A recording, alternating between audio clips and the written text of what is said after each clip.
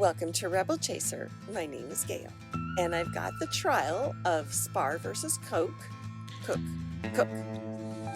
And this one had me hot. I was so mad. I had a hard time. I had to keep reining my comments back because I just wanted to comment through the whole thing. So I'm really sorry about all the times. You don't know how many I deleted. So this mom made me angry. So I will just let you guys watch this and I'll talk to you at the end. Okay, Shannon, put us on the record.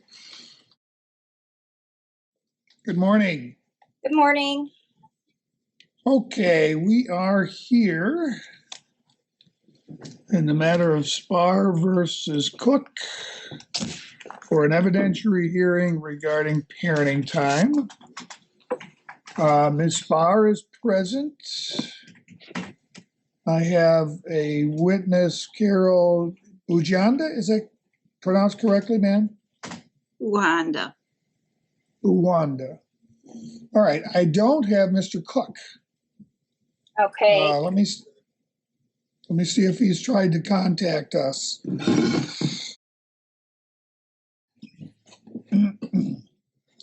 Oh, here he is. As soon as we have an audio connection, we will move forward.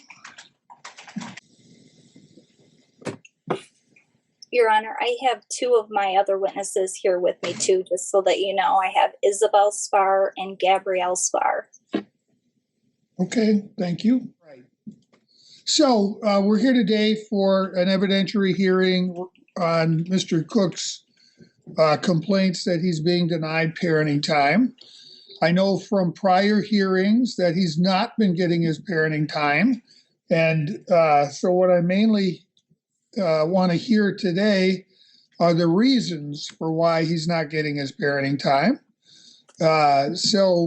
Since Ms. Spar, you're the one that would have the burden of proof on those reasons, I will hear from you and your witnesses first. Let's be clear on the ground rules. I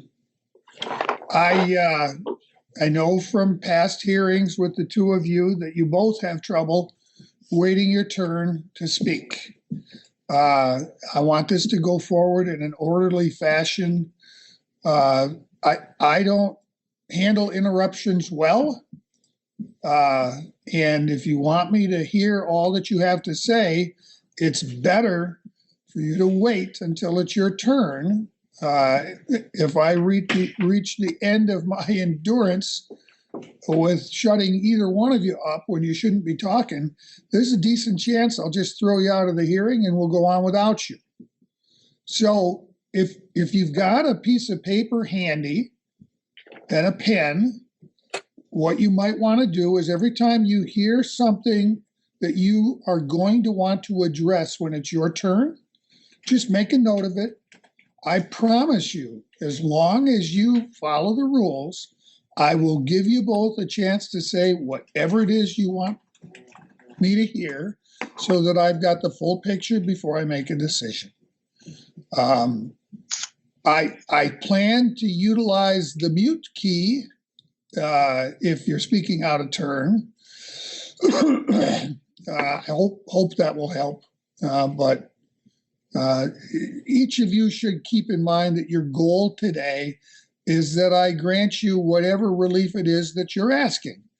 And the best way for that to happen is if you're able to convince me through testimony of yourself and witnesses that that's what I should do. But if you're not going to follow the rules, there's a good chance I won't hear everything that you want to tell me. So with that, we'll start with Ms. Spar. Ms. Spar, who would you like to call first as a witness? Well, I subpoenaed Carl's mother, but apparently she's not going to be testifying this morning. I don't know why, but I have my daughter Isabelle, and she would also like to write down some things after her dad talks so that she can comment on them. And I would here's how that works. Here's how that would work. since I'll be hearing from your witnesses first, and then from Mr. Cook and any witnesses that he might have, if you or any of your witnesses have testimony that you want to enter in rebuttal to anything that Mr. Cook's witnesses say, you'll Okay. get a chance. But Okay. again, we'll do that in order. So which witness Okay. would you like me to hear from first? Isabelle is right here. If she can tell you what's been going on and what happened today. Go ahead. That's Isabelle. fine. Put her in front of the camera. That's okay.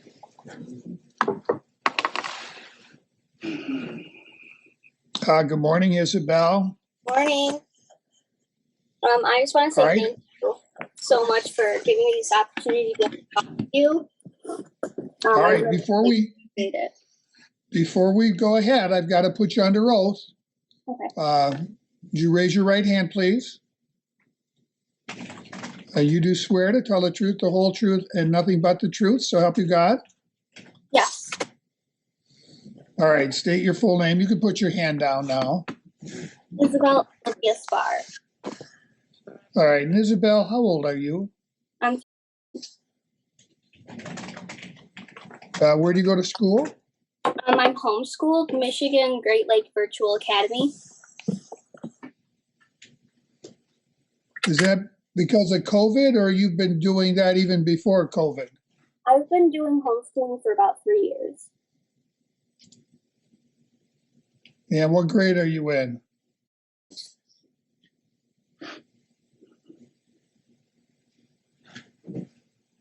Okay, so Isabelle, I want to make sure you understand. I know you've made an oath to tell the truth, but I want to make sure you understand. It's very, very important that what I hear is the truth. I make decisions based on the testimony that I hear in the courtroom, and if testimony that I hear is untruthful, there's a risk that I might make the wrong decision. And I don't have a lie detector machine. I have to do my best job of judging credibility based upon how a witness presents himself or herself. But it's very, very important that you tell me only the truth today. You understand that? Yes. All right. So I know you live with your mother. And that Mr. Cook is your father. Mm-hmm. And I also know that you have not been regularly going to parenting time with your father. Is that correct? Correct. When was the last time you went for a parenting time visit with your father? The last time that I stayed the night was probably like 6 or 7 months ago, but the last time I went with him was September 25th. Okay, you said 6 or 7 months ago, the last time you spent the night. Was that before COVID restrictions were in place or after COVID? It was before COVID. Okay. And I want to hear, and I know there was some things that happened, or at least it's been alleged that things happened at this last time that you saw your father. But I want to ask you first about this visit 6 or 7 months ago. Tell me how that went. Well, we didn't actually see him. He had to work, and so we were at our cousin's house that weekend. How did you get to your cousin's house? He drove us there. Your father drove you there? Yes. So he picked up you at your mother's house? Yeah. You and was your sister there as well? Yeah, she was. And what's her name? Chloe Rose Cook. Chloe, okay. And how old is Chloe? She will be 9 in June. All right. So your father came and picked the two of you up and then drove you to your cousin's house? Yeah. And what's your cousin's name? I have 3 cousins, Brock, Harper, and Callie. All right. And I'm assuming there was an aunt or an uncle there too as well? Yes, my aunt and my uncle. Aunt and uncle. And which one of your aunt or uncle is your father's sibling? Daniel, my uncle. Okay, Uncle Daniel. Okay. And you didn't see your father again until he took you back to your mother's house? Yes. Did anything unusual happen during that visit? No, not really. Did you enjoy the time at your Uncle Daniel's home? It was okay. It wasn't horrible. So, up until that last overnight visit, how often had you been seeing your father? Every other weekend. Every other weekend for the last year, up until the last year I wasn't going. Okay. Just generally, for that last year during which you spent the every other weekend, you and your sister Chloe would go together? Yeah. And are you able to say how many of those visits you actually stayed at your father's house or at your uncle's house? Well, most of the time we were at his house. Sometimes we stayed at my grandma's house once or twice, and then I stayed at my my aunt and uncle's house. But most of the time we were at his house. Tell me about the visits at your dad's house. How did those go generally? They were always really stressful because it wasn't like I wasn't very comfortable there. What was it that made it stressful or uncomfortable? He would always always try and start arguments, and if I didn't agree with him or if I didn't do what he wanted me to do, he would just start screaming at me and yelling at me and telling me how much I was like my mom and that, how much he hates her. And so, it was I never enjoyed it.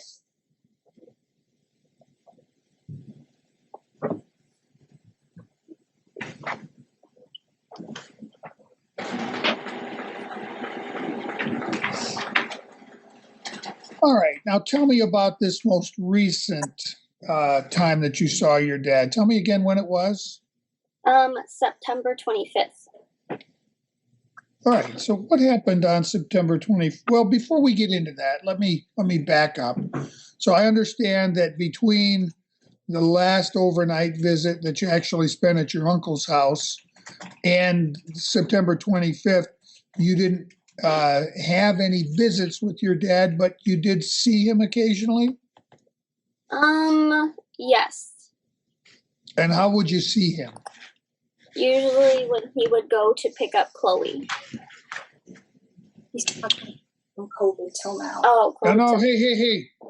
Miss Spar, you cannot talk to this witness while I'm talking to her. Do not do that again. Sorry. Okay, so let's back up again. So from the time you last spent an overnight with your dad and September 25th, were there times that Chloe went on visits by herself? No. All right. So help me understand, how was it Chloe was seeing your father during that time period? Wait, hold on. Are you talking about seeing him through COVID? Because I think I misunderstood what you said. Chloe wasn't being picked up with him during COVID. He would just stop by the house. That's what I'm trying to ask you about, but I was trying to avoid prompting you. I wanted it to be based on your memory, not mine, okay? Okay. So tell me again, from the time until you last spent an overnight, and that was also the last time Chloe spent an overnight, correct? Correct. Until September 25th, there were still times that Chloe saw her father, not spent time with him, but saw him. Is that right? Yes. And how did that happen? He would come on the porch and he would talk to Chloe through the window. Through the window. How often did he come? Sometimes he would come like twice a day, and then other times, we wouldn't see him for weeks. How would you know that he was there? He makes himself very known. He'll just come unannounced and start banging on the door and wanting Chloe to come. Yeah, knock on the door. That's what you do. All right, Mr. Cook, I'm going to mute your microphone. Oh. So he would come to the door. He would bang on the door. Did you, on any of those times, ever go to the door and talk to him? No. Why not? Me and my father had gotten into a fight, and then he invaded my privacy, and I was really upset for a while, and I didn't talk to him. When did you and your father get in a fight? I think it was in February, and I was on vacation with a family friend, and he had tried to call, and I hadn't seen that he had called, and for some reason my phone was answering for me, and so I was talking, and I went over to take my phone to go shower, and the phone was on, and it had been on for 5 minutes. And there was nobody. I wasn't talking to him. He was just listening to whatever conversation I was having. And I felt that was invading my privacy and shouldn't have happened. So this happened before or after your last overnight? That was after. Okay. So you were upset at him that he was listening to you. Did you make it known to him that you were upset with him? I didn't even get the chance because after I had hung up, I got really nervous and I got scared. And so I called my mom and I was like, "Hey, Mom, Dad was listening to my conversation." And he texted me something, and it was a really long, mean message about how, horrible my mom is and how I'm just like her and how, she's just this big liar and that he doesn't know how he expects anything else from me. And it really made me feel just so horrible, having my father say something like that to me and having it as like it was nothing to him and that I was nothing to him. So after this incident where he had called your phone, you're saying he sent you a long text message relating the things that you just described to me? Yes. Okay. So let's go back to these screen door visits. So when he would come to the door, he wouldn't come inside the house? No, but one time he did open the door. And when your sister would go to the door to talk to him through the door, were you able to hear the conversation? Yeah, because of him being outside, and you could usually hear him from outside and, inside the house, wherever you were. And how did those conversations go? Most of the time it was just, them talking, and then other times it would be, like him asking Chloe questions. One time he got there and he started, as soon as Chloe got to the window, was asking her all these questions, saying,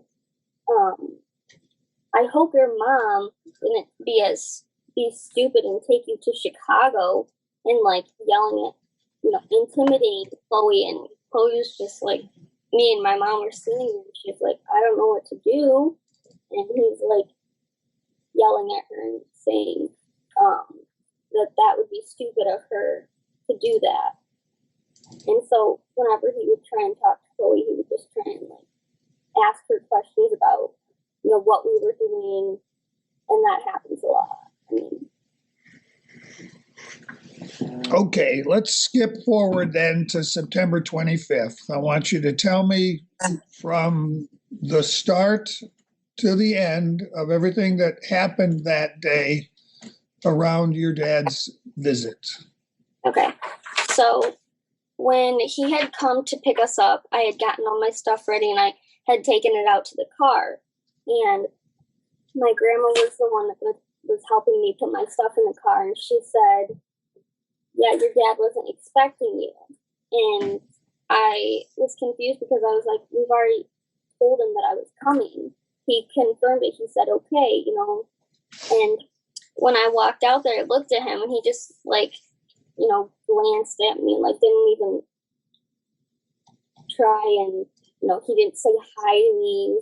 He wasn't like, he was happy to see me. He was just angry at the most disgusting face that I've ever seen. I was like really scared to get in the car because I didn't know what he was going to do, and he looked really angry. And so, yeah. What? Let me stop you. Did he say something to make you understand why he was angry? He didn't say anything like that to me. He didn't say that, I did anything like that. He just looked really angry when I first got to the car. And so after I got Chloe buckled in her seat, I sat down and he said, so you're not allowed to talk? And I was like, I don't know, I'm trying. And he was like, so how are you? And I was like, I'm okay. And he was like, well, that's good because you're not staying with me tonight. You're going to Grammy's house for the night. And I was like, no, I'm not. I'm not leaving Chloe. And he was like, yes, you are. I'm the father. You're going to do what I say. And I kept yelling at him, saying, I'm not going to leave her. And he started screaming at me and, getting really angry while he was screaming at me. His face got all red, and he kept telling me that I was going to go to my grandma's house and that I wasn't staying with them for the night. And I was like, I'm not going to leave my sister with you. And he looked so angry. I was like shaking. I was so scared.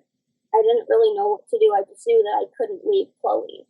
And when Chloe said, when he said that, Chloe looked over at me with the most scared look I've ever seen on her face. She looked at me and she said, don't leave me with him. Don't let me go. And she held my hand the whole way in the car. And while I was yelling at him, he had like made a fist. He didn't swing at me, but I had looked down and seen his hand, and he moved his hand like he was going to, and I flinched like that. And then he stopped, and then his mom started yelling to him to stop yelling and to stop screaming because she couldn't take it. So let me ask you, why was it that you were insisting on staying with Chloe? Because there are numerous things that he's done that just put Chloe in danger, and he doesn't watch her. He's not safe with her, and she's so little.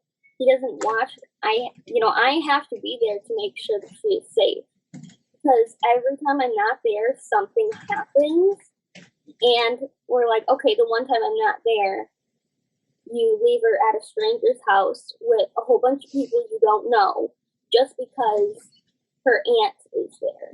Okay, that doesn't mean we did with them. I mean, in a pool that's too deep for them, that she said she had a hard time swimming in, and that when she was there, a little boy pulled his pants down and showed all the girls his. But that was, nobody said anything about that. Let me stop you. You're telling me things that Chloe has told you? Yeah, Chloe's a very honest little girl. She would never have lied about something like that. All right, but those aren't things that you actually saw yourself, right? Not personally, no. All right, well, let me ask you, has Chloe ever shown any fear of her father? Yeah, yes, 100% she has. When? Like when we were in the car, she looked over at me and she said, "Don't leave me. Don't leave me with him." And so on the 25th of September, she did that. Yes. Before then, back when you were having visits, had Chloe shown any fear of her father? Yeah, she's always been scared of him. Whenever I'm at his house, he'll start yelling at her and immediately go to me and she keeps telling me how scared she is, stay with me. Okay, let's go back to the 25th now. So you're in the car. You're insisting on staying with Chloe. What happened next? After we had gotten to his house, after yelling at me the whole way there and screaming at me, we had gotten to his house, and I went to go take my stuff out of the house, and he kept, screaming at me, saying that he didn't want to see me and that he was sick of seeing my face. And his mom got out of the car and was like, "Carl, it's fine, just let her stay. And he kept saying, "No, I'm not going to let her stay. I can't stand to look at her any longer." And so it was, I had Chloe on my hip the whole time. So when I went to go put my stuff on the porch to go inside, he didn't let me inside. He said that he had to clean up the house and to get my room ready because there was stuff in it apparently. And so he said that we were going to be going to Grammy's for an hour and that we were going to come back to his house. But halfway to my grandma's house, he had called and said that he didn't want to see my face anymore and that he couldn't stand to look at me. And so I said to her, "Can you please just take us home?"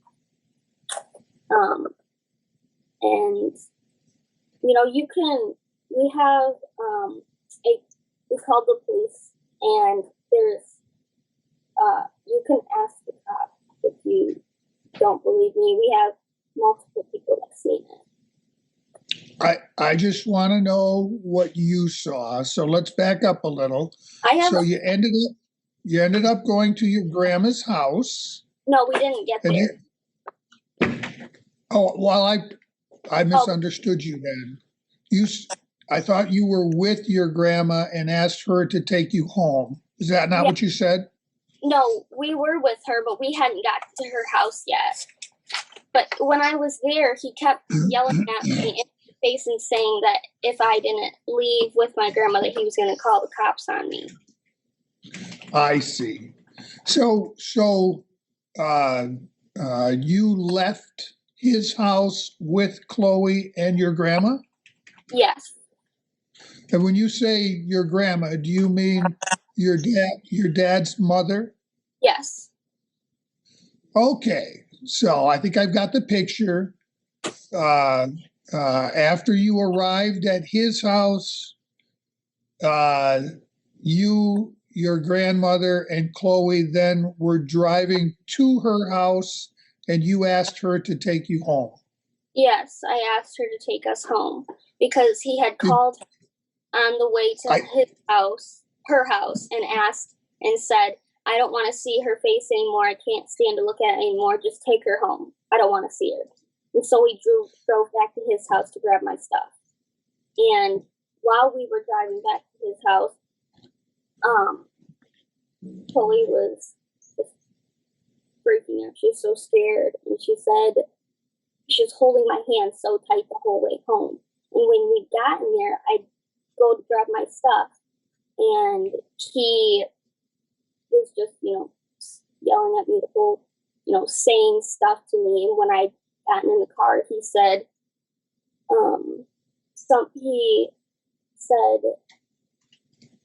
when I first heard that your sister was moving to Chicago, I couldn't believe it. She was moving to the most dangerous city in the world. And then he looked at me and said, but you know what? I don't care. Go to Chicago. And I was like, oh, so you're saying go to the most dangerous city in the world. You don't care.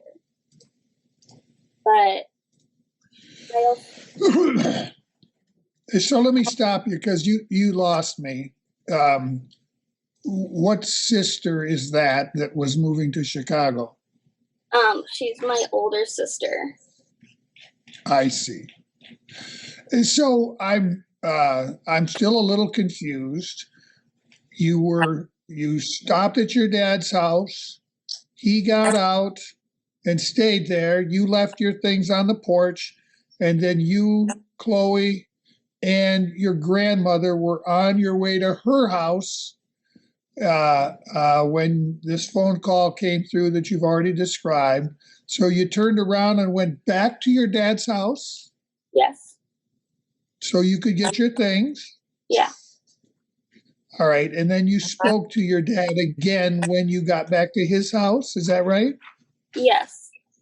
All right. I want to make sure I've got this clear. And how did that conversation go? Well, I grabbed my stuff and I started heading to the to the car. And he had offered to take my stuff to the car. He kind of didn't offer, he just kind of took it from me and then took it to the car. And I was just like, oh, okay. And so I'm getting buckled up, and he's still yelling at me, telling me stuff. And he looked over at me and said, I couldn't believe your sister was moving to the most dangerous city in the world. And then looking at me straight in the eye, said, you know what, I don't care. Go to the most dangerous city in the world. Go to Chicago. She's like, oh, okay. And he, went on the other side of the car to, hug Chloe. And, he kept yelling at me in my face as he's, on the other side of the car. And he asked me, he said, so just to be clear, why are we mad at Dad? And I was like, and why can't we leave Chloe with me? And I also have other stuff I'd like to tell you, but just to stick with the story, I said, well, number one, I don't know what you'll do because of other times that Chloe's been with you by herself. You haven't, watched her or anything. You've put her in danger. And that got him so angry. He said, what I'll do? And he started screaming at me and said, I can't believe it. You're so effing stupid, just like your mother. And walked off and slammed the door. And where was Chloe all this time? He was right in Chloe's door, so he was right next to her. And whose vehicle was this?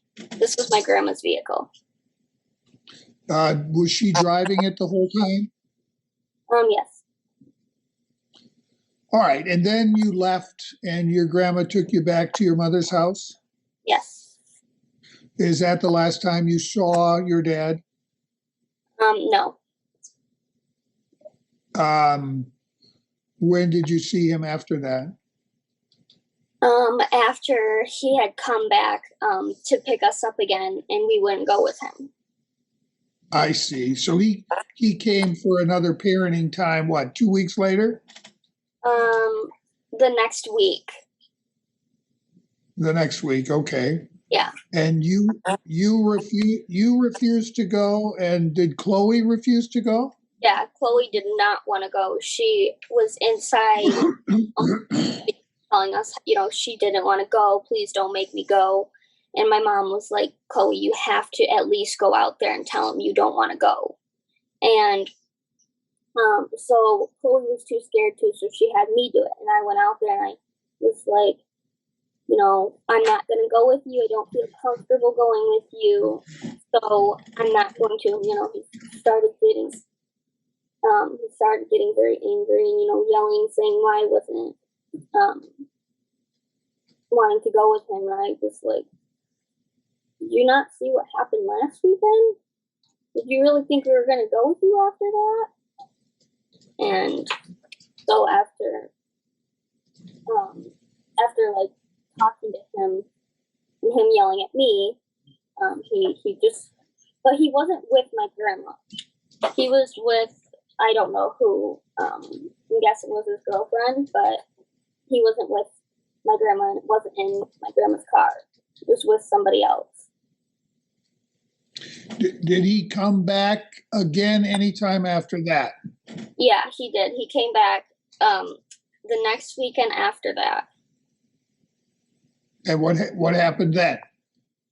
The same thing. Me just telling him that I wasn't going to go, and him continuing to yell at me. So were you the one to, excuse me, were you the one to tell him every time that Chloe didn't want to go either? Yeah, 2 weeks after he had come, Chloe went onto the porch and yelled from the porch that she didn't want to go and that she was scared of him. When was the last time that he came to your house? Probably about 4 weeks ago. And did something similar happen then? Yes. You told him you didn't want to go and that Chloe didn't want to go. Yes. Okay. You said there were some other things you wanted to tell me. Now's your chance. Okay. Like I said, him not being safe with her and not watching her. Well, Chloe had climbed up on the shed roof after me telling him it wasn't safe. I was like, Chloe, it's like, Dad, that's not a good idea. Chloe is, very wild. It's not a good idea to have her up there. Well, he walked away while I was in the house. I came out and she was on the ground crying. And so I ran over to her and Dad had run over to her. And I asked her what happened. And she said she'd fallen off of the shed. And she'd fallen off of the side of it and kind of like rolled down and fell onto a piece of wood that was laying next to the trampoline. And she had broke her thumb. No, she had severely sprained her thumb, and she had hit the back of her tailbone severely hard, and it left a huge bruise. But the thing is the whole time Chloe's thumb was sprained, I didn't know. I didn't know that her thumb hurt at all because he wasn't letting her tell me the whole time we were at his house for the next day. Chloe had a wrap on her thumb, and I was like, oh, what happened to your thumb? And she was like, I hurt my thumb really bad. And so after she said that, Dad came in, he was like, oh, she's fine. It's just a little scratch. And I didn't think anything of it. Well, when we got home, she ran to Mom and said, Mom, my thumb hurts really bad. And she started crying.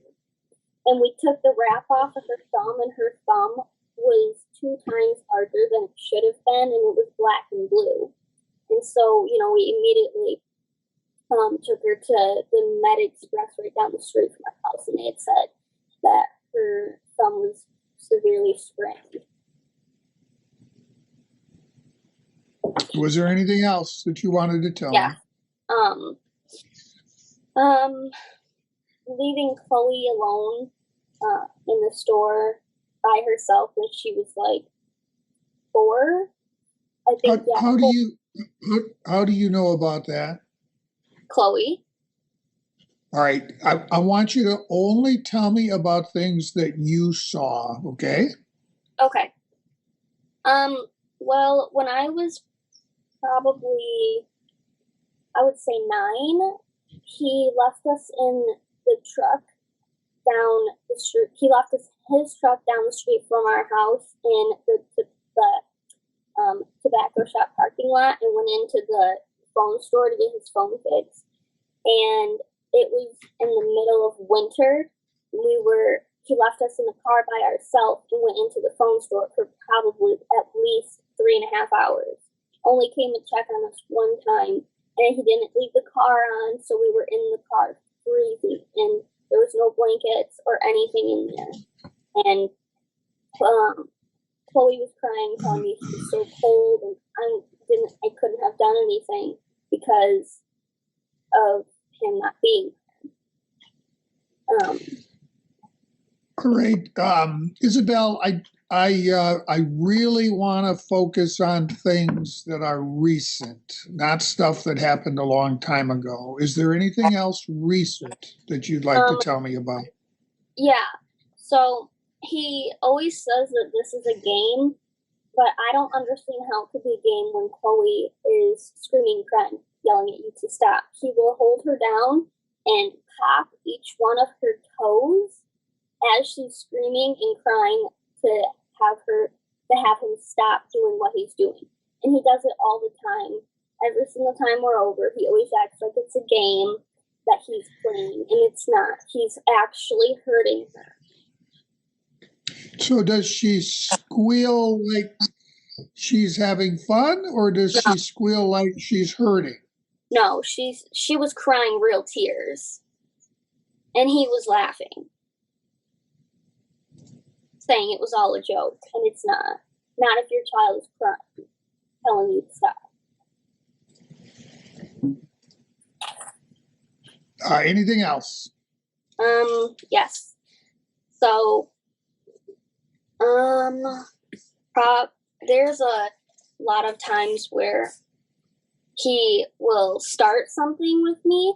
I think it was one of the first or second times I ever went over there. We were coloring in his room and we were watching a movie, and he randomly asked me, he was like, "So, have you seen Todd lately?" And that's my mom's ex-husband. And I said, and they don't get along. And I said, "No, not recently." And he goes, "Well, how recent? Like before Bub died?" And I was like, "No, it hasn't been that long." And I usually don't like talking to him about this because he will start screaming at me and telling me he's my only father, and that Todd is nothing to me. And it's really hard to hear because Todd has always been like a father figure to me. Carl never has been, And so he started screaming at me and saying, "I'm your only father. God will never be your father."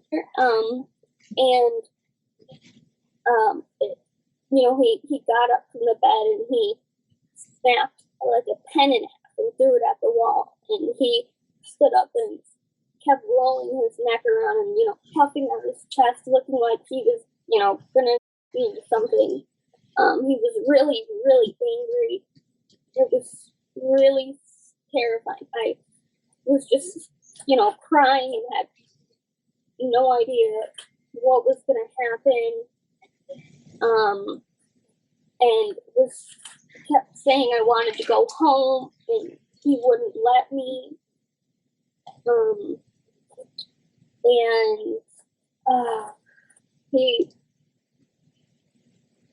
It happens a lot, though. I mean, at least every single once a night, he'll just start screaming at me for no reason, or he'll start something to make himself angry. And I'm the kind of person that when I get scared, I don't react, I just freeze up. And so I don't know what to do when he acts like that.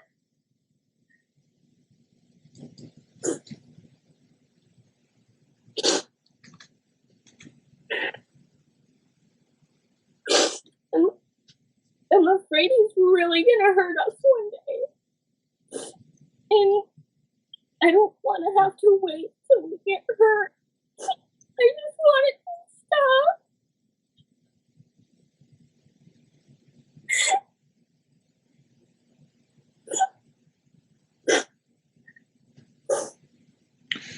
All right.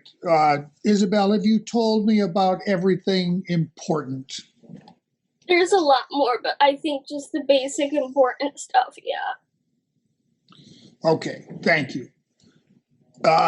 So, Mr. Cook, I'm going to unmute you, or you're going to have to do it, actually. Hold on, Isabelle. Okay. All right, I did. Hold on. All right, Mr. Cook, are there, I'm going to give you a chance to testify, but right now I want to know, are there any other questions you want me to ask Isabelle? Just ask her if she was so scared and so worried for Chloe's sake. Where was she 2 years prior? I took her to Yogi Bear's campground 2 years in a row prior to this year, which got screwed up because of this whole thing. She kept them from me, and I couldn't see. All right, hold on. Let me ask her that. So, do you remember going to Yogi Bear campground with your dad and Chloe? Runner. Here. Hold on. I'm sorry, Mr. Cook. What did I get the question wrong? Yeah, just that she did not go the 2 years prior. Chloe went with me down to Indiana and to hotel rooms and all sorts of fun activities that she didn't go to for 2 years. Why didn't she go then? Why wasn't she worried then? I got you. So, do you remember a period of time where Chloe went alone to visits and you didn't go? Yeah, when I wasn't going, it wasn't him acting like that wasn't even nearly as bad. I mean, he was still, he still yelled and screamed at her, but it wasn't to the extent that it is now. It wasn't like it is right now. It wasn't that bad. And so your sister was going to these visits alone. Why weren't you going to visits? I started going and then I stopped going because I couldn't take it anymore. I was sick of having to be put through that every other weekend. Because of him being angry and yelling at you? Yeah, just the emotional stress he would put me under. I didn't know how to take it. I was scared and so back then, and I don't want to spend a lot of time on this, but was his yelling directed to you and not to Chloe? It was just to both. It was, whoever he was talking to and whoever made him mad, how it started. But in any event, hold on, Mr. Cook. Hold on. At least back then, Chloe was not acting afraid to go alone to spend parenting time with her father. Is that fair? She was always scared of him and never wanted to go without me. But she went. But she had to. She wanted to. All right. Mr. Cook, any other questions that you'd like me to ask Isabelle? Your Honor, I would just like to state for the record, I didn't yell at the girls. I had no need to yell at the girls. Mr. Cook, stop. Remember the rules I told you about earlier? I have no idea what rule I'm breaking right now. No. the rule you're breaking right now, it is not your turn to testify. I'm just asking you if you have any questions for her. But Yes, I Your Honor. will. I guess that's I it, will. Your Honor. Okay, thank you. Thank you, Isabelle. Welcome. So we may need to hear more from you later, but for now, we're done questioning you. Thank you. So, Ms. Spar, who would you like me to hear from next? I don't get to talk at all. My mom is on Zoom. We can go to my mom, and then my older daughter is here today. All right, well, hold on a minute. I want to address Mr. Cook. He just asked a question. Mr. Cook, I've told you this over and over again. I'm going to hear from these witnesses first. That's how we do things in court. We don't go back and forth and back and forth. We do things in order. So I'm hearing from these witnesses first. You will get every opportunity to speak, but you have to wait your turn. Okay, Your Honor, Right. How am I supposed to keep up with 10,000 lies from 3-4 different people? I can't write down 50,000 things that are wrong, and then when it's my turn to talk, I'm like trying to put together a couple of sentences that are wrong. It's like it's unbelievable. Someone's going to talk. Mr. Cook. Once again, I can't talk. Okay. Mr. Cook, that's how we do things in court. You never want to do things the correct way. I have to scold you every time you're in front of me to wait your turn. I will listen to what you have to say. I promise you, but you got to wait until it's your turn. That's why I told you to make notes of things you want to address later, but we are not going to go back and forth. We have rules and we're going to follow those rules. They're not my rules, but I think they're good ones. So I'm going to mute you again since you have trouble restraining yourself from speaking out, but I will give you a chance to speak when it's your turn. Okay, so you want to call Ms. Bujanda next? Yes. Okay, Ms. Bujanda, would you please raise your right hand? You do swear to tell the truth, the whole truth, and nothing but the truth, so help you God? Yes. All right, I need you to state your name and spell your last name. Carol Bujanda, Bujanda.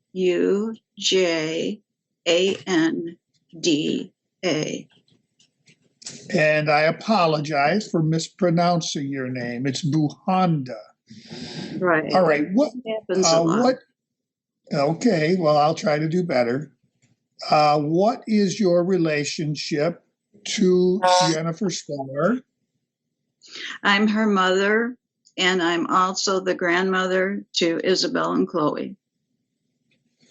All right.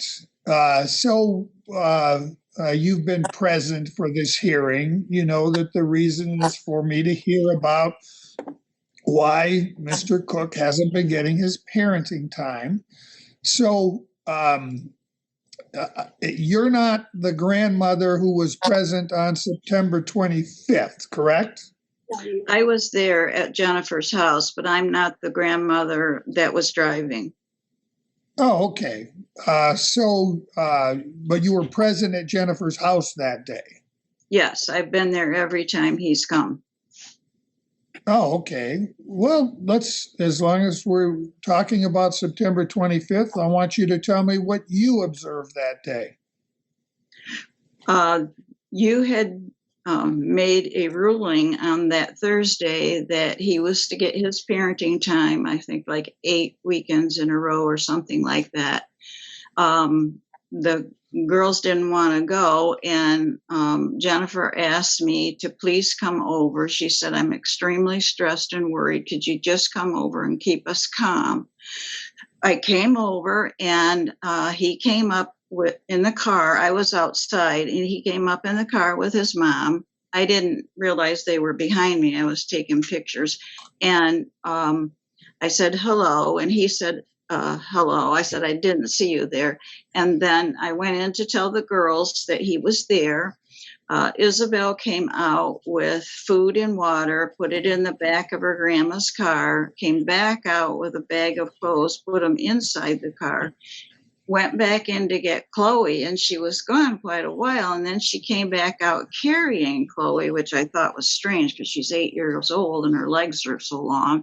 She got her buckled in the car, and Jennifer asked, does she have a car seat? And I believe it was Lois and Carl both said yes. So she put her in the car seat, and Jennifer asked from the porch, are you going to wear a mask? Because both girls had their mask on. And I don't know who she was talking to, whether it was the grandma or the dad. And he yelled back at her something about, yeah, smarty pants inside my house too. Well, then they started to take off, and he turned around and started screaming at Isabelle, and you could hear him. They went down the street to turn around because it's a dead-end street, and you could hear him all the way down the street in the other driveway, and then coming back, you could hear him all the way down to the corner, which is about 8 or 9 houses away. And later, I understood. Let me stop you. Let me stop you. Could you hear what he was saying? No, not really. Just loud. It was just loud and angry. I couldn't tell what he was saying, but he was definitely. You mentioned a name. I think it was Lois. Is that his mother's name? Yes. Yes. And you're acquainted with her? I'm sorry? Are you acquainted with her? You know who she is? Yeah, I know who Lois is, yes. Okay. So is that the sum total of what you observed on that day? No. What else did you observe? The girls came back with their grandmother. They got out of the car. Their mom went down the steps by the porch, and Isabelle came running up to her mom and just cried hysterically. Jennifer started crying hysterically, and then Chloe ran up and she was crying hysterically. And Lois was unloading the stuff from the back of the car, and Jennifer went over to Lois, and Lois said, I'm sorry. All right, I need to stop you there because that's secondhand information. I can't really consider hearsay. Okay. You could hear it from the porch. It's not a question of whether she heard it. The issue is one of the rules of evidence. Okay. Okay. Anything else you remember from that day that is not something that someone else said? Yes. It was Jennifer felt she needed to call the police, and they came, and he came up on the porch, and the girls were there. She was there. I was there. And he said, there's really nothing I can do because this is civil. You have to get a hold of Child Protective Services. And they talked some more, but me and the girls went inside. Okay. Ms. Spar, was there any other testimony you wanted to offer through your mother? As far as things that she has seen? As long as they're recent, okay, that she saw them firsthand. I don't want to hear about things 6 years ago. I want to hear about things within the past year. If she has personally witnessed something, she can certainly testify to that. Okay, so I called my mom every Friday to come back here. Next week, he showed up with someone we have no idea. Hold on. I'm just going to ask her. I don't want to hear your testimony. Okay. I'll hear yours later. Right now, I want to hear your mother's testimony. So, Ms. Bujanda, Are there other times that you've been present to observe interactions between Mr. Cook and his girls, or interactions between Mr. Cook and Ms. Spar when he's been there to get the girls? Yes, I was there every time, usually on the porch. And so Isabelle had decided the next week, she said, I'm just going to go out. She told me this. I'm just going to go out and tell my dad nicely that we don't want to go, and try to explain to him why we don't want to go, and I don't want to let Chloe go. All right. I already heard from her. I want to hear what you observed, Okay. not what Chloe or Isabelle said. Okay, I understand. Isabelle went to the car. He was parked on the street, and she was on the sidewalk, and there's a parkway between, like a buffer. And she was talking to her dad, and he started getting upset, and she tried to keep talking to him, and he would talk over the top of her, get louder and louder.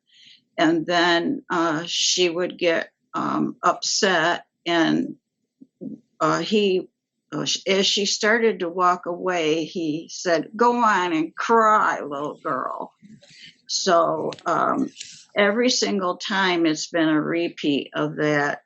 She would go to the car, she would tell him they're not going, he would get angry and yell at her.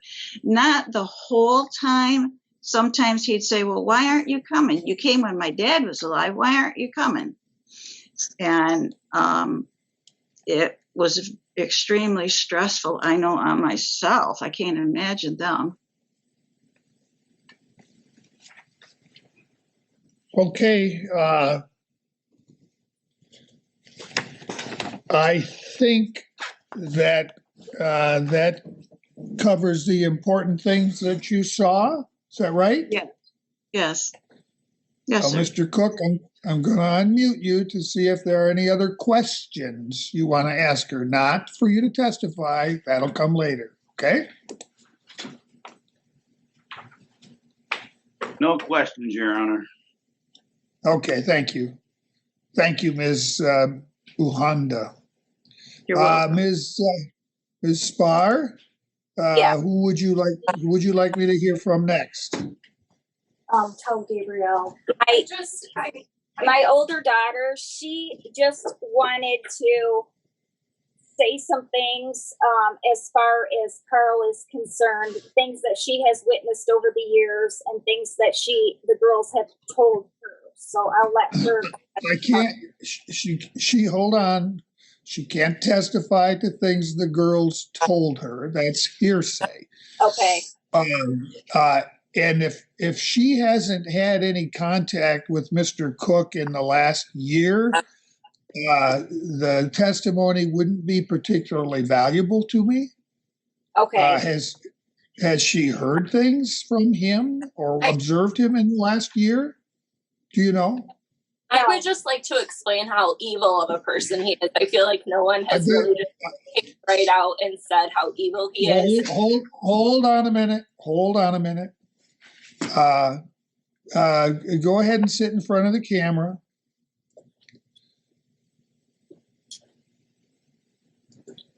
All right. I'm going to put you under oath and ask you a few questions and determine whether or not I can listen to what you have to say. Would you raise your right hand, please? You do swear to tell the truth, the whole truth, and nothing but the truth, so help you God? Yes. You can put your hand down. What's your full name? Full name Gabrielle Spar. Last name spelled S-P-A-H-R. Is Mr. Cook? Are you related directly to Mr. Cook? No, but I have been around him for the last 16 years as I'm the girl's sister. All right. You're Jennifer Spar's daughter. Yes. And how old are you? I am 29. When is the last time you lived at home with your mother? 5 years ago. So since 5 years ago, have you had any direct interaction with Mr. Cook? Just here and there, maybe seeing him when he's came to pick up the girls, but nothing, no like events or like anything that he's been at that I've been at as well. So from what you said before I put you under oath, it sounds like you want to talk about his character. Yes. Let me, so I know what you know about his character is based, at least in terms of firsthand information, about things that happened 5 years or more ago, correct? In person, but I've been there with the girls nonstop. I try and come into Jackson once a month at least just to be there. They'll come and see me. I have a 2-bedroom, 2-bath apartment in Chicago that they come and see me at every now and then. All right. So I let see the let me ask. Let me ask. Okay. So more than 5 years ago, you had a lot more interaction with Mr. Cook than you've had recently. Is that fair to say? Yeah, unfortunately, yes. And during that time period, I didn't ask you when it began, but it ended 5 years ago. You had a fair amount of contact with Mr. Cook. Yes, yeah. And as a result of that ongoing contact, you formed some opinion about his character. Yes. And in the occasions that you've seen him since then, have you seen things that confirm to you that the opinion you formed about his character 5 years ago continues to the present? Your Honor, I feel like it's getting worse. I mean, I know it's getting worse, and it's getting to the point where these girls need somebody to protect them. I don't know what needs to happen, but you are their last chance. Like, they are not going to end up another statistic. You need to get it through whoever's head. All right, let me stop you. Let me stop you. I need to know what, based upon the interactions you had with him 5 years ago and things that you've seen more recently, what is your opinion of his character? That he is still an evil person, a very evil person, and he's trying to take these girls. I don't know what he's trying to do to them, but he is evil. Like, the way that you treat these girls, nobody should ever have to be treated like that, much less their father. He's just an evil person, and they need to be protected. They don't have anybody. They're begging us to tell you. All right, let me stop you. I'm going to hear from both of the girls, so I don't need to hear you tell me what the girls want, because the girls will tell me what they want. What I'm simply trying to get at, now you said based on past interactions confirmed by more recent occasions that you believe he's an evil person. I need to know what you mean by that. Just the way that he speaks to the girls and like the conniving things that he does to them. He manipulates them. He's just evil. The way that he speaks to my mom about them, it's not for the good of them, it's for himself. When you say evil, do you mean he's mean-spirited? Yes, very much so. And on like a whole nother level, something you've never seen before. It's scary. Has he in the past, has he ever acted that way towards you? Yes, me and my brother, plenty of times. He's gotten physical with my brother before. He's thrown things at me before. He's not a good person, and it's terrible that these girls had to even be involved in anything like this, but this is the situation that we're in now, and now our job I understand your concern, and I understand your opinion of Mr. Cook and how you arrived at that opinion. Like, it's not your job to plead with the court as to what I'm going to do. It's your job to testify. You've done that. Thank you. Mr. Cook. Yes, Your Honor. Are there any questions that you would like me to ask this witness? No questions. I knew what she'd say. All right, thank you. Of course you do. Okay. Hold on, we're done. Thank you. Okay, Ms. Spar, who's your next witness? Well, I subpoenaed his mom and I notified her ahead of time, told her she was subpoenaed. I sent her a reminder this morning and she's basically saying that she never knew about it. She talks to Carl every single day, multiple times a day. She knew she was supposed to testify this morning. She knew she was subpoenaed and she chose to not show up. And she also chose to say she didn't know about it. And that is his key witness. Why? Hold on. So I mean that's. I can take action when a witness refuses to obey a subpoena, but I can only do that if I have proof that the subpoena was served upon her. There's a return of service with the subpoenas that I issued at your request, but none of those returns have been filed with the court. So I don't have any proof in front of me that she was properly served with a subpoena. In any event, she's not here, so obviously I won't be able to hear from her. Are there witnesses who are here that you want me to hear from? The only other one that's here is Chloe. And to be honest, Your Honor, I think she may be a little bit too young, but if you'd like me to bring her here, you can ask her some questions if you'd like. I don't normally like to put children. Ma'am, you need to let me finish. I don't normally like to put younger children on the witness stand to put them in the middle of a fight between their parents. It's not healthy for them. Yeah, I do, and on certain occasions, request that. But let me ask. It's clear you would prefer not to put her in this position. Let me ask Mr. Cook. Mr. Cook, would you like me to question Chloe? No, Your Honor, I would not like to put her through that, and anything that she would have said would be scripted and gone over. So it serves no purpose. All right, fair enough. So I won't be hearing from Chloe. So it looks like my last witness, Ms. Spar, is going to be you.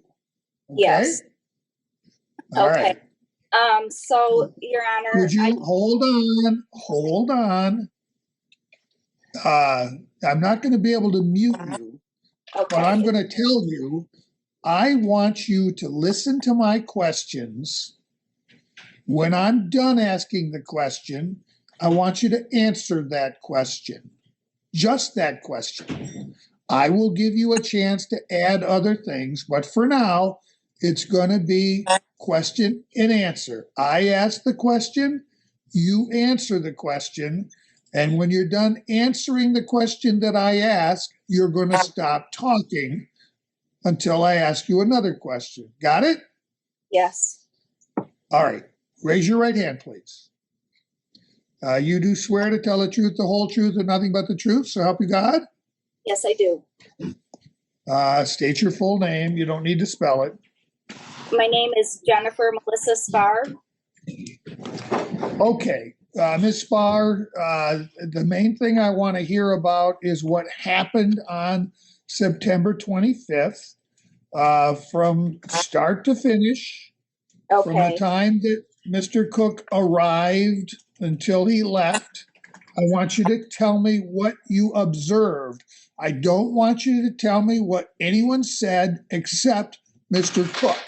You can tell me what he said, but you can't tell me what anyone else said.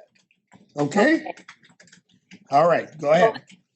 So we had court on the 24th, the day before.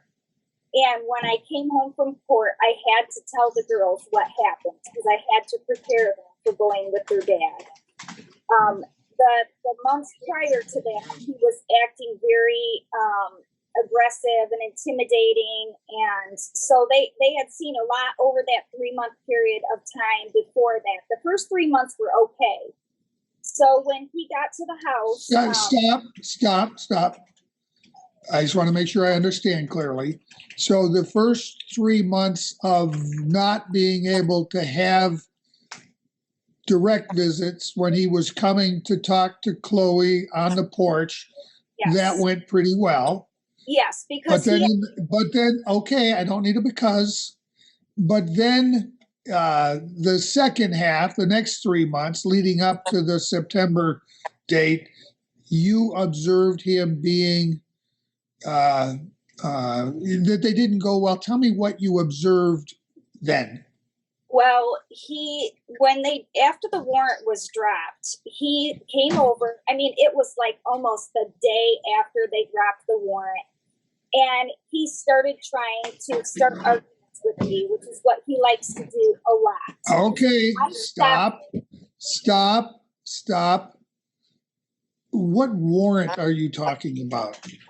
He was issued a warrant because when we went to court in November, he said he wasn't going to pay child support anymore, and he got. I see. Stop.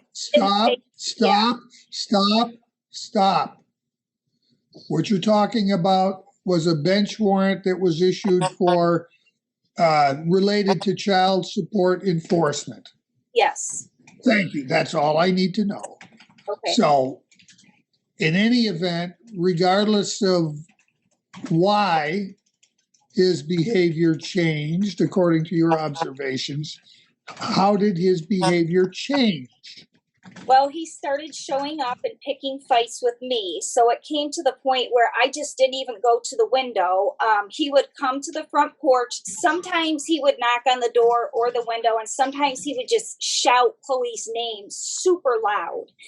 And if we were in the backyard swimming, I would have to pull Chloe out of the pool and bring her inside to talk to him. But I would leave because I didn't want him to ask questions to me because his behavior changes. So he started getting aggressive with me, and I chose to just stay out of the room. But I would listen to what they would talk about, and he started drilling Chloe on the whole COVID, that it's not real, and that your mom's filling your head with a bunch of lies, that nobody dies from it, and that kids don't get it, and that the coronavirus is just political, and that President Trump is the greatest president in the world, and that he would never lie to us, and he would just be filling her head full of these political things. And she's 8. She doesn't, she all right. So let's talk about. So the reason you were not allowing your daughters to go on every other weekend with their father is because of your fear over COVID? He never even asked to take them. He didn't even ask to take them until August. It wasn't until, I believe, the third week in August is when he wanted to take them. And it's because we've been super safe. Well, wait a minute. I just want to make sure this is clear. It sounds like, from what you already told me, that when Mr. Cook was showing up on the porch, he was expressing disagreement with whether these precautions were necessary. Yes. Is that fair? No, I mean, not that. He just wanted, it wasn't that he wanted to take them. He didn't even ask to take them at all. He would just show up sometimes a couple times a day and want to argue. And a lot of times it would be about COVID, but most of the time it was just other things. It was things from the past that he would bring up. All right. So what you're saying is during this period up until August, he was not insisting on getting his visits. In fact, he never came on the weekends. He only came like Monday through Thursday. He would never come on Friday, Saturday, or Sunday. We didn't even see him. Okay. So, but beginning in August, you said he started requesting actual visits with the girls. Yes, because he was. And you, hold on.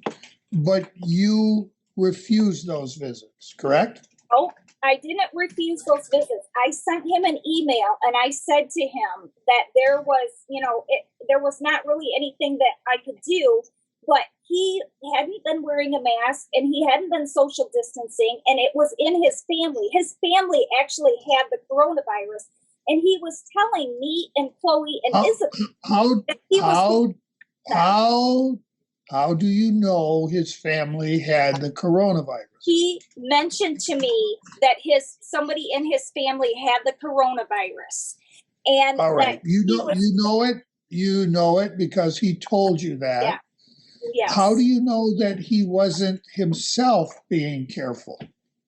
Because he would tell me that he doesn't wear a mask and that a mask is just political and a mask doesn't do any good. And knowing who he is, he's not good with hygiene. I've never seen him wash his hands when he leaves the bathroom. All right.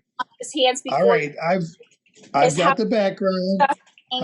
I've got the background. Now what I want to hear about is what you observed or what you heard Mr. Cook say on the 25th of September. Okay, so when he came on the 25th, I was inside and I was talking to Chloe and I was telling her she was crying and she didn't want to go, and she kept saying to me, "Mommy, please don't make me go. Please don't make me go." She became very fearful of him because there was one time he scooped her up and went running down the street with her, and he took her around the corner and he set her down in the grass and he told her to take her mask off.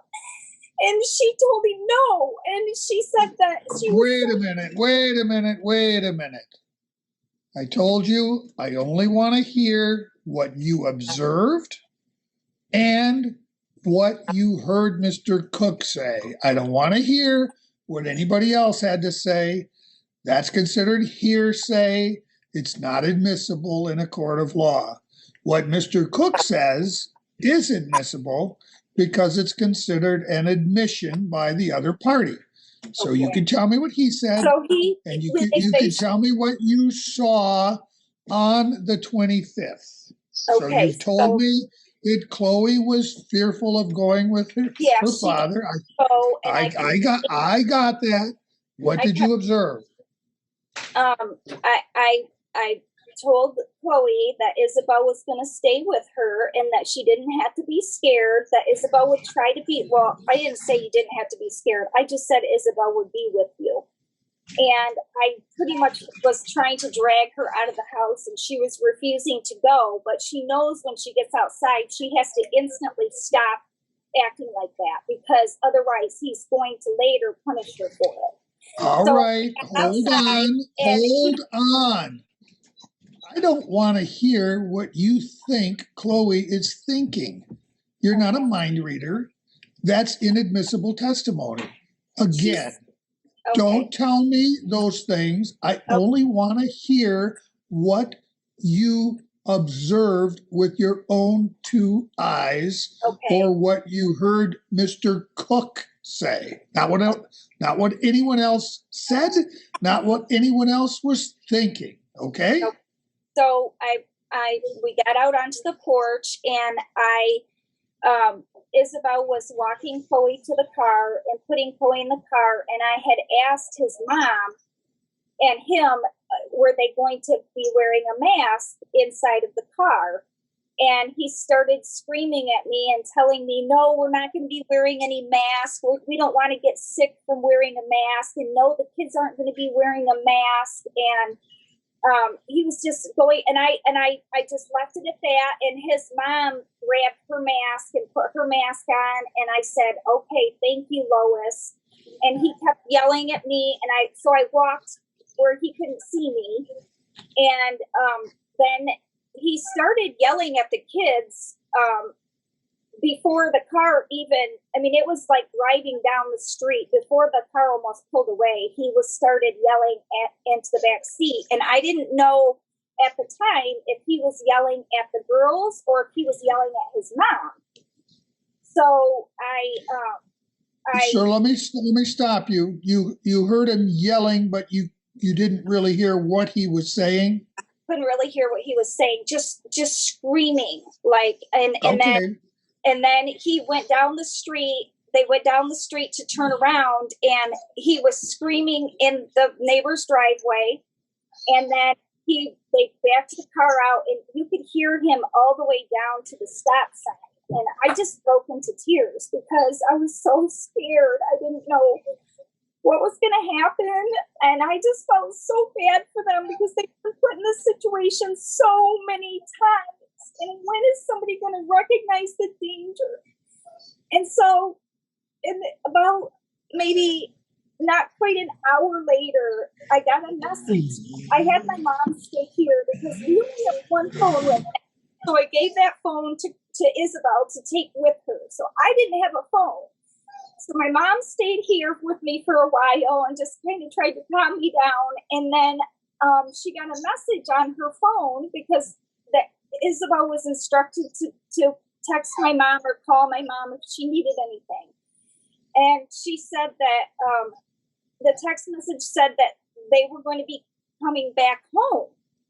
And I was confused. I didn't really know what was going on. And so I mentioned, you're on your way here. And she mentioned that first of all, she said, well, we're going to go to Grammy's for an hour and then we're going to come home.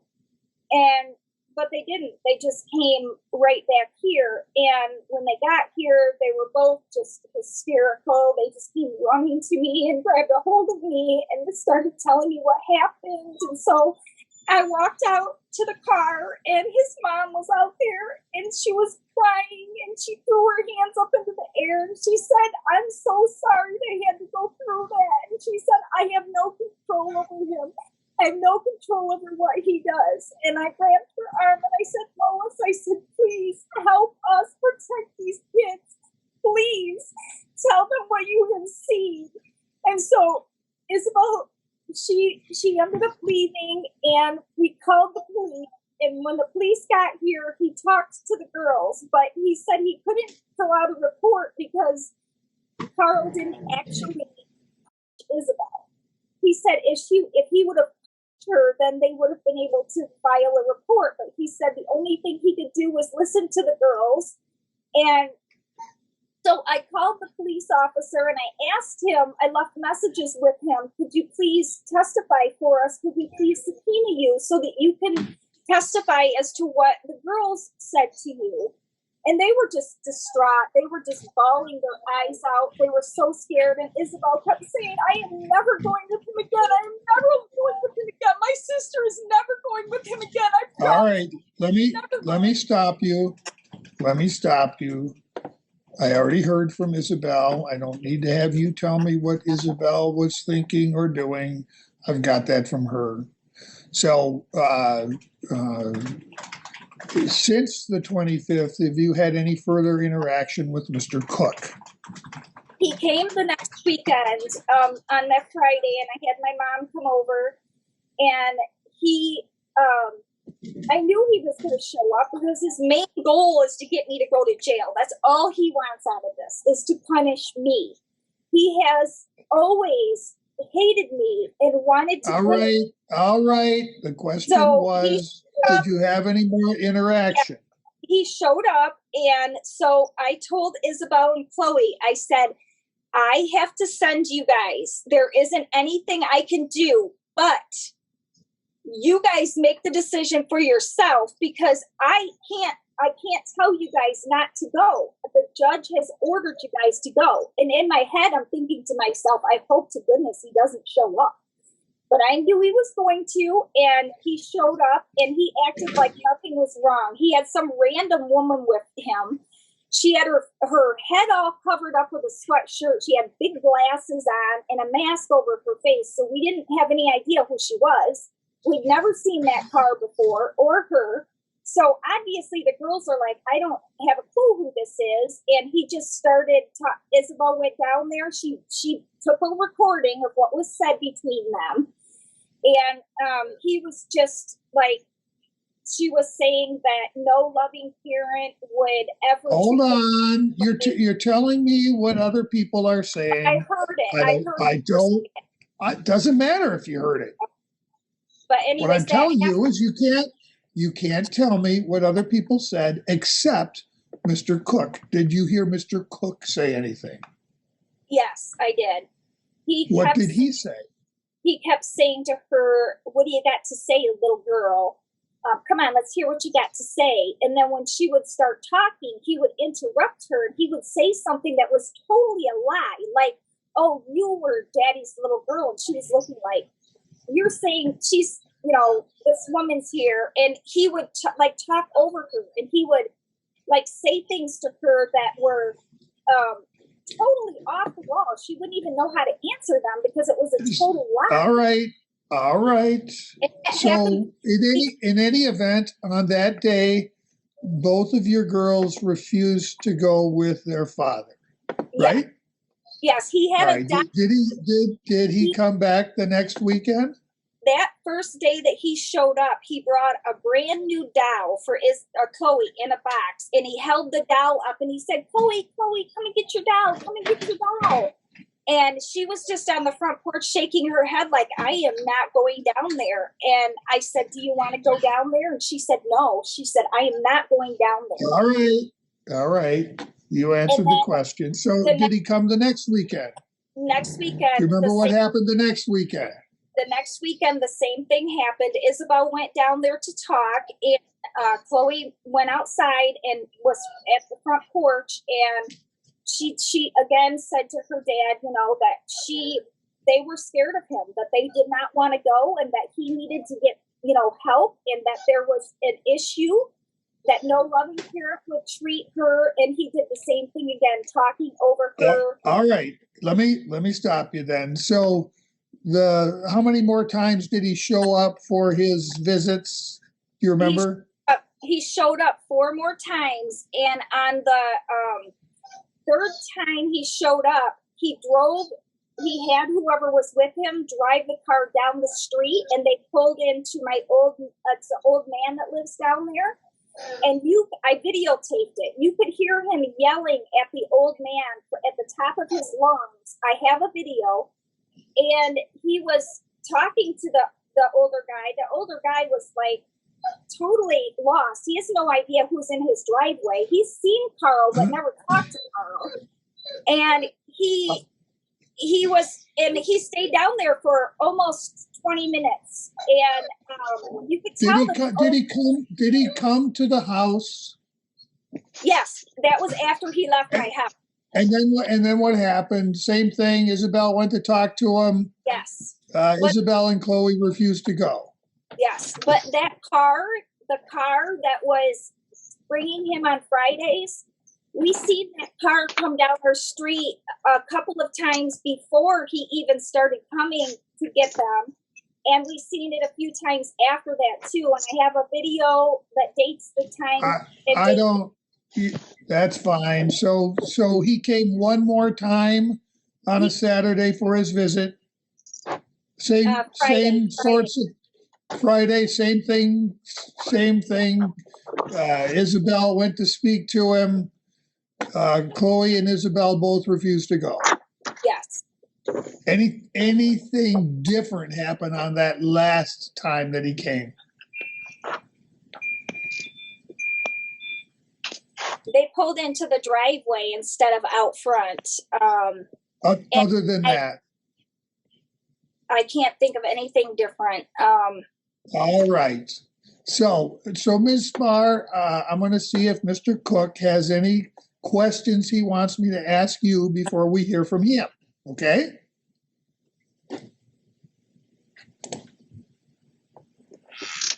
Yes, sure. Do you have any questions you'd like me to ask Ms. Spar? Just one question, Your Honor. I would like you to ask her, what is the one name that she calls me every single time that I've ever called there or stopped there and talked to her? What is the name that she calls me? What's your answer, ma'am? I don't know what he's referring to. What is I the always- name? You talk to somebody and you say, hello, what? Chachi? How about daddy? She calls me daddy every single time I talk to her. I tell her not to call me I daddy. know. Hold I said, on, "That's not my name." hold on. Chloe, daddy. Miss Spar, Miss Spar, do you call him daddy? Yes, I do. Okay, and you know that he doesn't want you to call him that.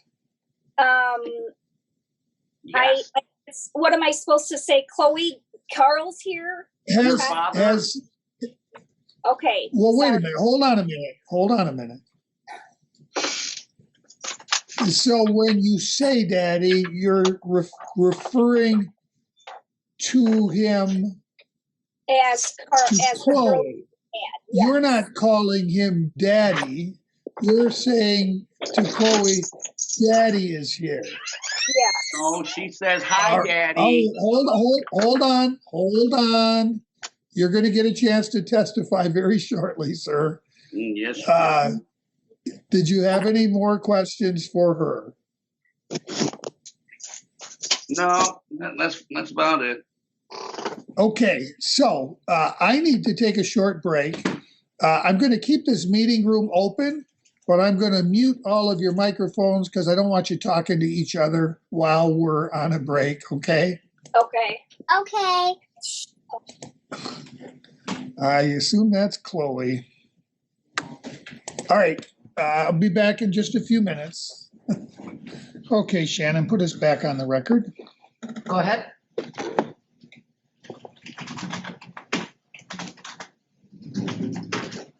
Okay, I believe we're done with all of Ms. Spar's testimony and her witnesses. So now, Mr. Cook, it's going to be your turn to testify. Ms. Spar, the same rules apply to you that apply to Mr. Cook. I don't want you speaking out. I will give you a chance to pose questions when he's done. I will also give you the chance, if he says something that's within the knowledge of one of the witnesses you've already called, to recall them to address whatever it is. But again, write it down so you remember to ask it. Don't speak up. Don't interrupt. I'm going to keep you muted, frankly, because I have doubts about your ability to stay quiet. But you'll be able to hear everything. So, Mr. Cook, I'm going to put you under oath now. Will you raise your right hand, please? You do swear to tell the truth, the whole truth, and nothing but the truth, so help you God? I do. And state your full name for the record. Carl Leon Cook. You can put your hand down now.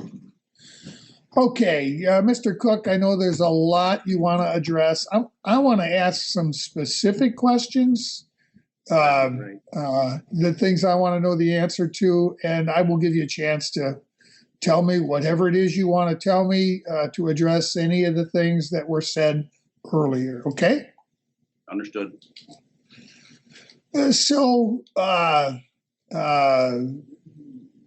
There's been a lot of testimony about what happened on September 25th at that occasion, and I'll give you a chance to tell me from your perspective what happened.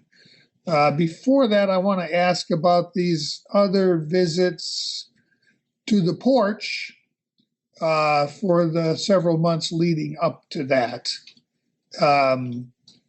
Ms. Spar said that these visits occurred not on your normal parenting time, but usually during the week and were typically unannounced. You would show up at the home and ask to speak to Chloe. Is that accurate? Correct. And Chloe would normally come to the door and talk to you?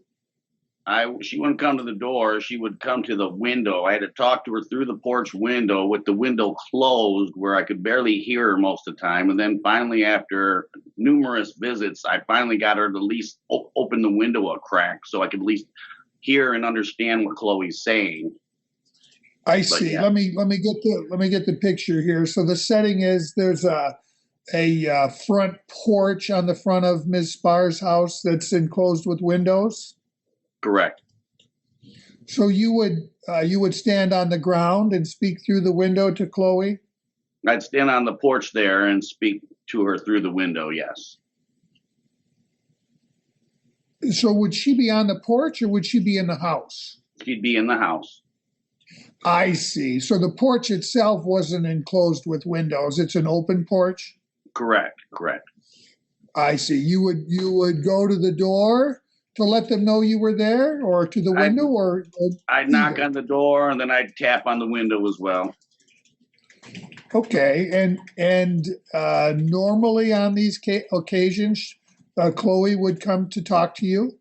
Correct. And if Chloe didn't come up after a few knocks, then I would yell into the backyard because, like she stated, that they do have a pool, so they would be back there, and I'd yell so they could hear me. All right. And how often did you show up on the porch to talk to Chloe?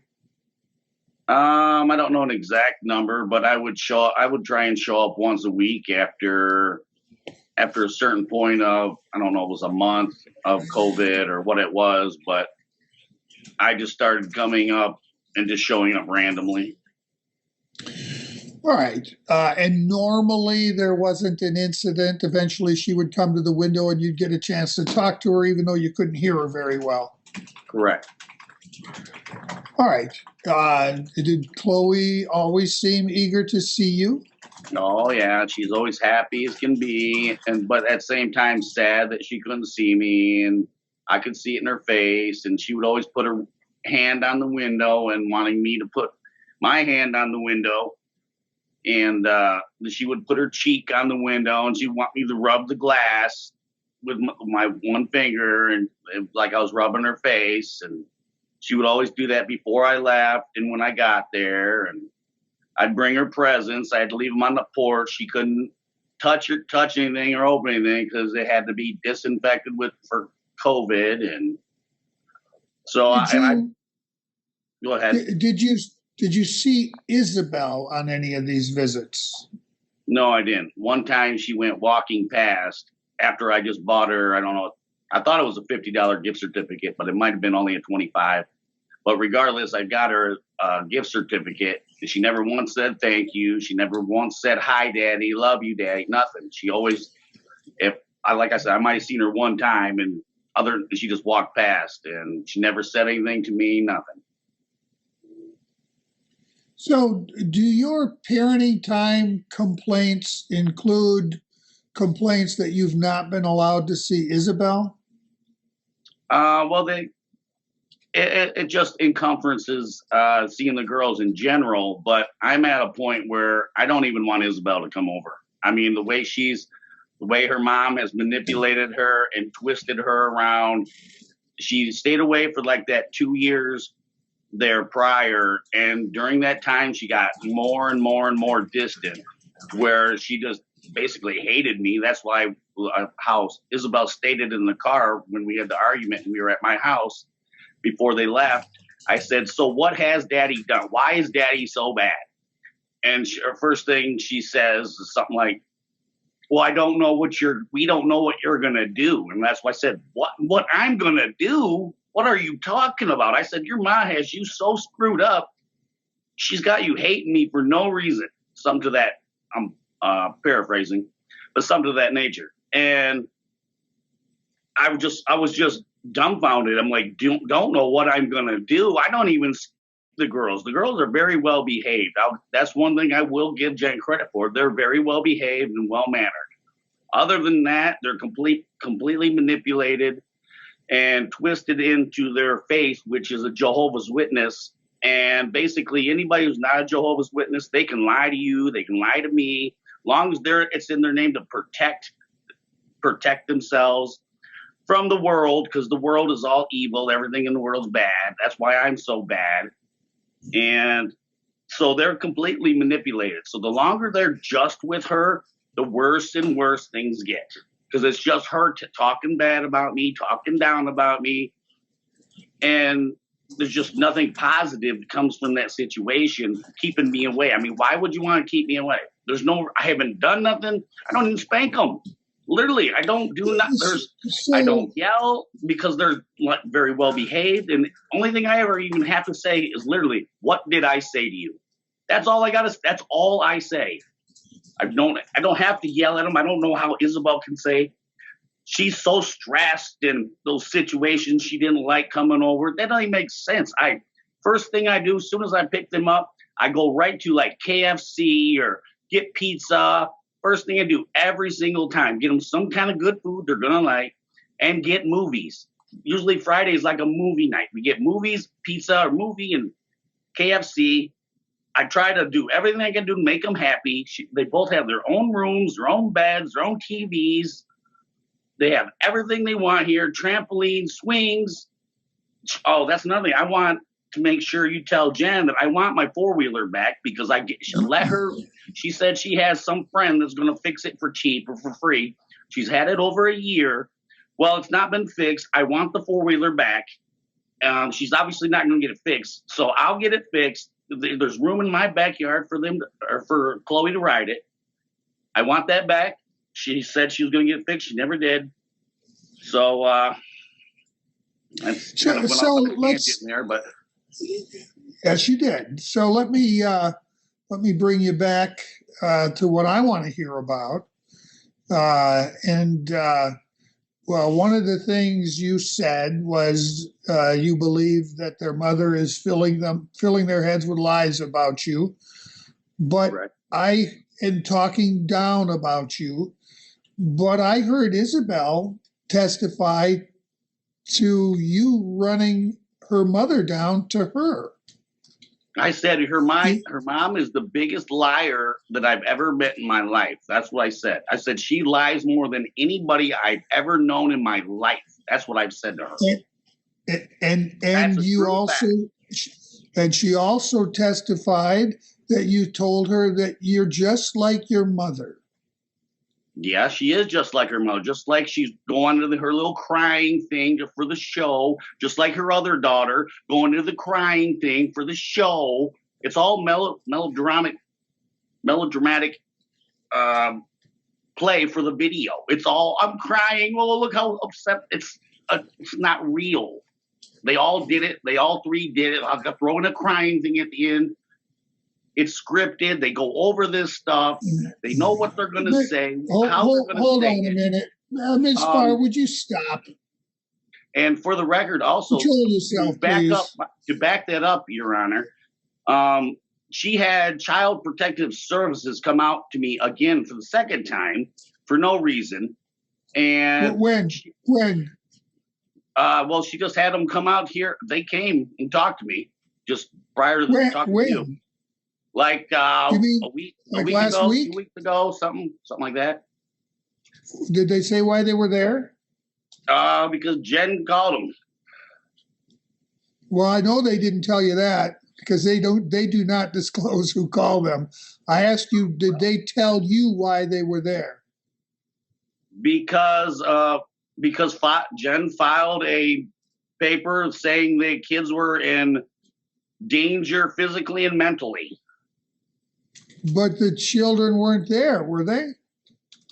Weren't where? When with you? No, they weren't with me. So whoever filed this complaint, I know CPS didn't tell you who it was. That you probably surmise that's who it was. But I know they didn't tell you because they don't. They don't disclose who the reporter is ever. I know she said that. Hold on. I want to know what they asked you about. They asked me questions like, do I ever hit the kids? Are the kids ever in danger? do I keep guns at my house? Just random questions about the kids in my house, basically. And they said it was filed because of, I thought she said because she said it, but regardless, it was filed because of physical and mental abuse. Okay. So let's move to this September 25th from start to finish. Yeah. And the caseworker also said this is an open and shut case. As far as she's concerned, that matters closed because there is no evidence of anything that was brought up. That doesn't surprise me. If the children weren't with you when these complaints were made and you hadn't seen them for some time, that's exactly what I would expect CPS to do with that kind of a complaint. So let's move to September 25th. I want you to tell me your memory, start to finish, of your interaction with your girls that day. Okay, well, Isabelle come out, put some stuff in the car, in the back of the trunk, like she said. Then she came back with Chloe in the arms, just as her grandmother stated. They got in the car, got buckled up, and I said, how are you guys doing? Just as Isabelle said. And I didn't say a whole lot. I was upset that Isabelle was coming because, and then that's where my mom said when she was getting the stuff in the back of the trunk, she said, oh, well, your dad wasn't planning on you coming out or didn't know you were, because I told Jen in emails that I did not want Isabelle coming out the first weekend because I didn't want her to taint the atmosphere and have it be, Isabelle grumpy, angry, whatever mood she's dealing with, on top of me and Chloe just having a good time, because Chloe was loving the whole time and wanting to see me, and Isabelle was standoffish, and I didn't want that attitude around that environment. So when she did get in there, I said, well, you're going to your Grammys tonight. And she just snapped and said, I am not going anywhere I'm not leaving leaving Chloe's side. Like, what are you talking about? I'm the father. You are to do what I tell you to do. You're going to stay with your grandma tonight. And then later, after going over that scenario a couple times on the way home, I said, after you stay there a night, tomorrow I got a surprise for you guys. And I said, and I was going to take you to Indiana to Yogi Bear's campground. But now that you're not going with your grandma, and I'm sending you back home because I'm not dealing with it. I'm not listening to a disobedient daughter who's not going to listen. And I said, and I just reiterated that I'm the father. You are to listen to what I say. You do not make the rules. You do not say what goes on. I do. So, Tony, so basically, argument in the car. All right, let me stop you. Okay. I got a question. Yes, what sir. Tone of voice were you using when you were telling Isabelle these things? I was in a stern voice. Now, we did have an argument where we both were yelling back and forth, which she stated she was yelling and I was yelling. Yes, we were both yelling back and forth. But and that was the argument of, hold on. That was the argument about whether or not she was going to her grandmother's while Chloe went with you. Correct. Okay, go ahead. And just basically an argument back and forth. But I didn't no backseat or any kind of ludicrous thought like that. There was nothing like that. That is just more dramatization. Either way, that's how they're trying to make it something that is not. It's real simple. I'm the dad. If I tell my daughter to go stay with her grandma, she has to do that. She's not the boss. So eventually, after Isabelle dug her heels in and said she was not going to leave Chloe, you directed your mother to take the girls home? Yeah, along the same scenario that Isabelle told you, that went to the house first, put the stuff on the porch, got back in the car, went for a ride. Then I called my mom and said, you know what? I can't deal with her attitude. Just take them home. I'm not gonna look at her face. I did say I'm not looking at her face telling me she's not gonna do something. I'm the dad and I cannot deal with that. I said, so take them home. And then she had to come back to get their stuff off the porch, which they did. And that's when I said to Isabelle, I'm like, so just for the record, so why is daddy such a bad guy? Why? And then first thing she says, we don't know what you're going to do. Like, you don't know what I'm going to do. I don't even think you guys. How are you scared of me at all? When I don't have to yell at them. I don't have to stick them. They're good kids. And all I do is spoil them the whole time, whatever food they want, and have their cousins over just about every other time. First thing, I have their cousins over about every other time, because as soon as Chloe gets in the car, the very first thing she says, what are my cousins doing? Daddy, can my cousins come over, please? That's what she lives for, is seeing her cousins. She loves them to death. And Jen hates my side. She hates my family. She hates my brother's kids. She hates everything about me and everybody else on my side. Everybody on my side is the devil, evil, bad, and her side is perfect. So that's about the gist of that. All right. Now, there were a number of other things that were said by other witnesses. I don't know if you made a lot of notes, but I want to give you a chance to address whatever came out that you want me to hear about. So go ahead. Thank you, Honor. I appreciate that. It's not a whole lot. Just, I wrote down some things, but, little different things that they said were false, this and that is irrelevant. It doesn't even matter to this case. It's just more drama they want to put in it. Something I was wanting to say, just that, their mom, and Jen's mom, and Jen, and everybody heard me yelling. They could hear it to the end of the block, supposedly, but couldn't make out one word. Didn't hear one thing I said, but they heard me yelling. Okay, that's more. Trying to make it more than it is. If you hear me yelling right next to your house and into the driveway and then down the street, you would have heard one word. Not one of them said one thing I said. So that's a lie. So,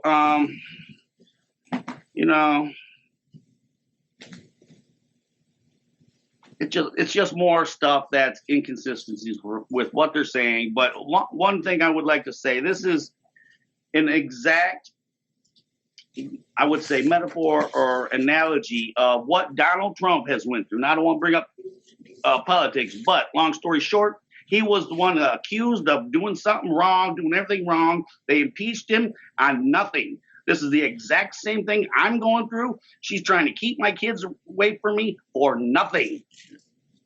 End of story.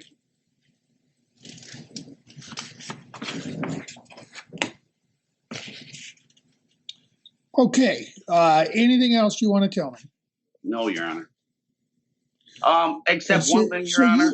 I want the whole order changed. I want to go by the friend of the court handbook. The whole time when this originally got written up, I told you that I wanted holidays in there because you asked Jen if she wanted holidays in there. She said, no, I'm a Jehovah's Witness. I don't believe in holidays. And I said, well, I do. So I think I should get them all. Instead of me getting anything written in there about holidays, nothing was put in there. So therefore, now I can't have one holiday. I don't get them for Christmas break. I don't get them ever on Thanksgiving. I don't get any holidays. I don't get the month of the summer that most parents get. I don't get nothing. All I get is her saying no. And all I can do is file parenting time complaints, which go nowhere because you never back up what you tell her. You said she's going to go to jail. She's got 8 days hanging over her head. This isn't about jail. You probably think that, and she probably thinks that, but it's not about jail. It's about me getting my time. And when she takes my time away from a holiday or a birthday, which she cannot stand holidays, birthdays, Christmas, anything. So if I want them on that time, she will do whatever she can do to keep them from me. And then what do? You just give me another day back, which does nothing for me because she ruined the holiday. The days are not equal. A holiday event where she gets to see her cousins and her aunts and uncles and relatives is not equivalent to a day, just some random day. So she is never going to learn her lesson if you don't back up what you say. You said she's going to go to jail. Well, she keeps doing it. Now she's done it like 10, 12 times, and you still have not backed up what you said. She does not care what you say. She's going to do whatever she wants. She is, and on your last order, you ordered me to stay in the car. From that point on, I have not yet stepped foot out of the car. You ordered her to stay in the house. She's not one time stayed in the house. Once again, disobeying what you say, but she gets away with it every time. I'm waiting to see. It's just like I said before in court, it's just like a child that you enable. If you keep telling a kid, don't do that, and then you don't give them any repercussions for being bad, they're going to keep doing it. So she has no fear of you. She doesn't care what you say. Did you talk to your mother about her testifying here today? I talked to her this morning. She said Jen was saying I was supposed to be there. I didn't receive any paperwork. No one told me nothing. I said, if no one served you, then you don't have to be there. She probably thought I was going to serve you, and I didn't, because I'm not worried about witnesses. I haven't done nothing. I don't care. I don't need nobody saying anything. All right. So you don't plan to ask your mother to testify today? No, there's nothing to testify. We argued, big deal. That's what happened. She stated what happened. I stated what happened. Only discrepancy really is me being in the back seat. That's just ludicrous. And Okay. in this court case, she didn't even say that I in the back seat like she did prior, but she said I bought this. Either way, I didn't do anything. So we had an argument. Parents have arguments with kids. That's how it goes. All right. Let me see if there's any further testimony that Ms. Spar wants to introduce to address anything that you've said. So hold on.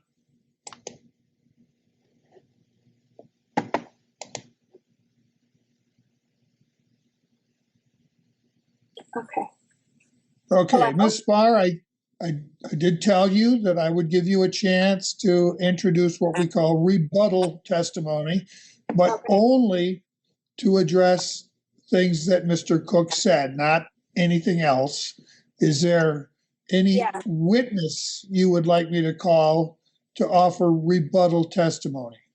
Well, I would like to comment on what he said, and what I did was just took voice notes on the things that he said, and Isabelle would like to comment on what he said also.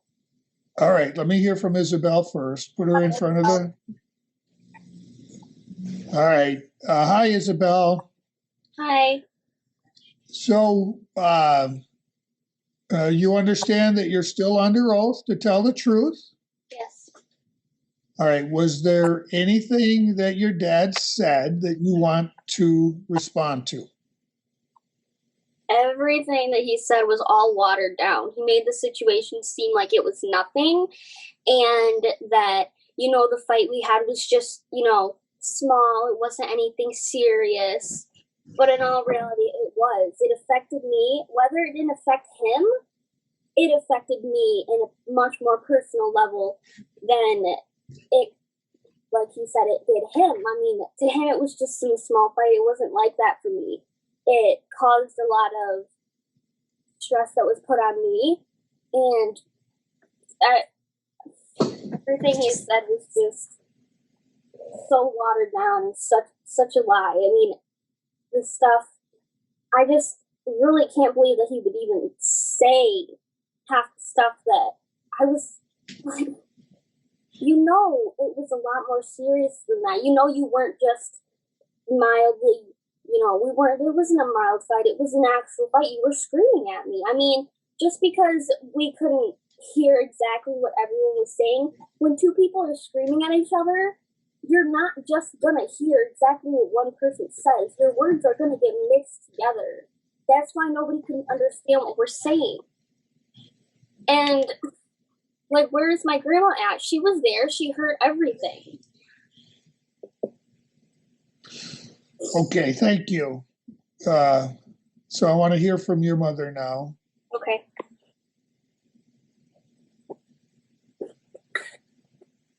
Okay, Your Honor, I just want to say that both Chloe and Isabelle are very honest little girls. Just giving a character reference for them. They do not lie. They would never make up stories. They would never come home to me and tell me these things that happened to them for any other reason than it truly happening. And they are very detailed in what they say. This has been going on for a long time.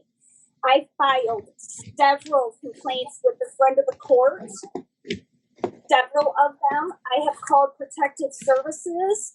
I have also called the police. I have 8 police reports of domestic violence on Carl right here. This is an ongoing pattern. His use of metabolic steroids has made his personality worse. I have watched him with my own 2 eyes do metabolic steroids. I have watched him. I know he does. It has ruined the person that he was when I first met him. And in addition to that, everything he pretty much said was taking the heat off of him. Some of the things he said he might have done a few times, but never to the extent that he said that he's done them. Your Honor, I put him on 2 of my memberships. A membership to the Toledo Zoo every single year. He didn't give me a dime for that. The reason I did it is because I wanted him to take them places. I wanted him to build a relationship with them. He's also on my membership that I have at Kalamazoo Museum. That was a $150 membership, and I put his name on there along with his nieces and nephews so he could take them. Not once has he taken them to either place that I know of. He does not do anything with them when he has them. He constantly. Miss Spar, let me stop you. You're only supposed to be addressing things that Mr. Cook said. Okay. I don't want you to go beyond that. Okay. One of the things that he said to them was about us being Jehovah's Witnesses. Your Honor, he's condemning me for being a Jehovah's Witness. He's not condemning me for being a drug addict and an alcoholic like him. He's condemning me for something that's good. My children are who they are today because of Bible principles, because we live our lives using Bible principles. They're very well informed of what the scriptures say about all these different things. Okay, he's condemning me for that. And another thing I want to say, Isabelle would never say to me that he pulled up his face the way that he did and made her flinch. She would never, ever make that up. That truly did happen. And she said that when they were arguing, the veins on his neck were popping out. And that his structure was a structure of someone that just wanted to explode. And she also said that when they were getting ready to leave his house, I don't know if it was the first time or the second time, that his mom was so scared at watching his behavior with the girls that she was trying to get into the car and leave them. And Isabelle was looking at her like, you are not leaving us here with him. We are going with you. She said his mom was trying to get away. She was so scared she didn't even have words to say. Where is she today? She was in the car. Why didn't he take the time? I paid the $15. I had her subpoenaed. Okay? She knew about it. I messaged her over 1 month ago, telling her what date and time, everything. She knew she was supposed to be here, but he knew that if she showed up, she wasn't going to lie for him. And that's why she said she never got the paperwork. She was in the car. She was there. She should be his key witness. He didn't call her in on purpose because he knew he was done. His mother. Hold on. You're moving into the area of argument. which both of you are allowed to do, but it's not time for argument. It's time for you to offer testimony that directly addresses only things that Mr. Cook said when he testified. The next thing he said is he said Isabelle was acting grumpy and angry. If anybody knows Isabelle, Isabelle is the sweetest, kindest, nicest little girl, Your Honor, that you are ever going to meet. She would never try to act mean or grumpy. Never, especially to him. She's scared of him. She would never act like this. But she was determined he was not taking Chloe ever again. His you're making arguments. You're not addressing his testimony. The next thing is, he said that he was going to take them to Yogi Bear's campground. Isabelle said nothing was ever mentioned like that. He said it in mentioning that's not, it's, hold on. I don't want you to tell me what Isabelle heard or what Isabelle said. I only want to hear your firsthand testimony about what Mr. Cook said or what you observed that bears upon only what he testified to today. Your Honor, I do not lie. I'm not a pathological liar. I'm a very honest person, and I would never do this to anybody.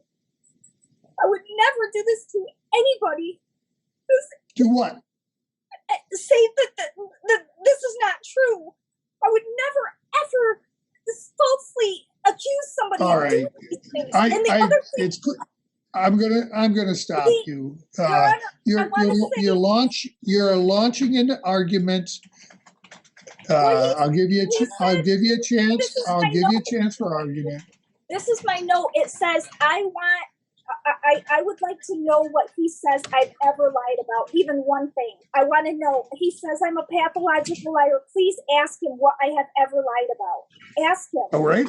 I will ask that question. I ask him what it was I've lied about. He knows I don't lie. Would you give me a chance? Okay.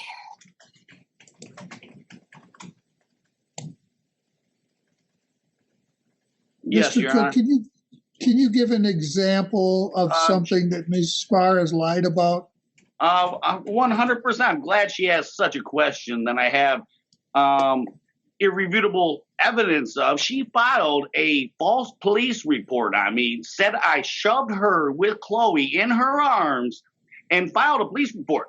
The cops came to her house, filed it, called me the next morning, and asked me about it. I had the whole thing videotaped. I was holding my camera the whole time. She pushed me as I was walking away, pushed me down the steps. I said, "You just pushed me. You're going to jail. I'm calling the cops." And after looking at the video, it shows the whole thing, every single thing. No, I'm not even close to her. I'm walking away, and you see me go boom, boom, boom, boom down the steps. I didn't fall, but I got pushed forward. And it didn't show her hands pushing me. So I was like, well, no big deal. I'm not going to, actually call the cops that day. I just kind of threatened her to scare her. And then instead of it going nowhere, she had the cops come to me, and she actually filed a report, which I showed the cop the video. It clearly shows I didn't touch her. She made a false police report. I filed the same kind of charge on her because I said, well, yeah, I'm filing on her because she pushed me. And then, of course, the case just gets dropped because they don't want to have a case of a. All right. That's a perfect case. That's the biggest lie you can have. All right, thank you. Your Honor, can I please just finish this? She lied so severely that she tried to put me in jail. You can't lie bigger than that. You've answered the question. Thank you. So, Ms. Spar, you asked for an example of a time when you hold on. I'm talking. You asked him for an example of one time that you lied, and he just gave an example that you falsely reported to the police that he pushed you while you had Chloe in your arms. Let me Yes. ask you, did you tell the police that? Yes, and he did push me. And in the video, it shows him take his phone. Like, I didn't see the video, but I was there, and Isabelle was inside. Isabelle heard Whoa. Stop. That was not a lie. Stop. I did not file a false police Stop. report. Right here. Stop.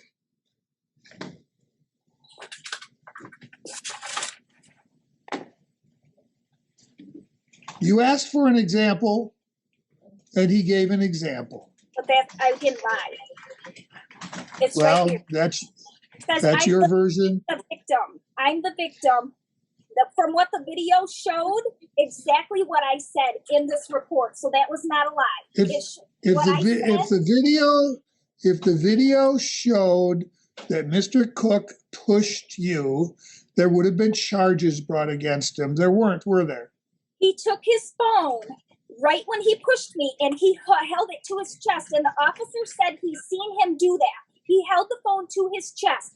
He pushed me into the desk, and then hold on a minute. And then I pushed him off. You've just verified to me that the phone did not show him pushing you, correct? But I was there. I was pushed. He took his phone and All right. I don't need to hear any more about this. This was not a lie. All right. I think I've heard enough testimony today. I want to give you both a chance to make an argument for what I should do. I don't want you to launch into more testimony, but I will give you a chance to make an argument. And then when we're done, I want to figure out a way that I can speak privately with Chloe. Because of COVID, I can't have her in here, which is what I would normally do for interviewing a minor child. But if I'm going to talk to her, I want it to be where nobody else can hear except me and Chloe. Is there a place in your home where that can happen? Yes. Where would that be? We're gonna go outside, and she can sit here and talk to you. Is there a way you can turn the camera so that I can see that you're outside? Yes, I can open up the shade out here on the window, and then you can see that we're standing outside, and I'll have her sit right here. All right. So before I do that, I want to give you both a chance to make your arguments. So let's, Ms. Spar. So here are the ground rules for argument, okay? I really don't want to hear more testimony at all. What I want to hear from you is what you would like me to order and why, okay?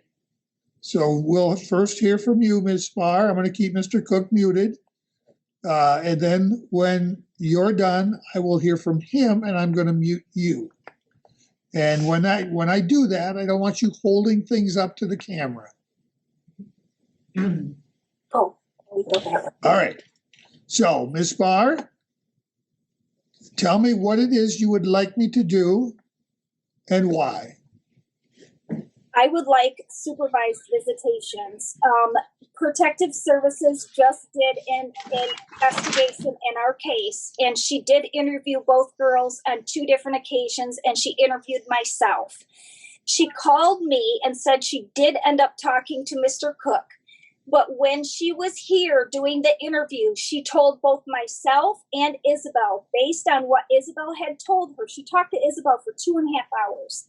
Based on what Isabelle told her, she said to Isabelle, Isabelle, I cannot tell you not to obey the judge.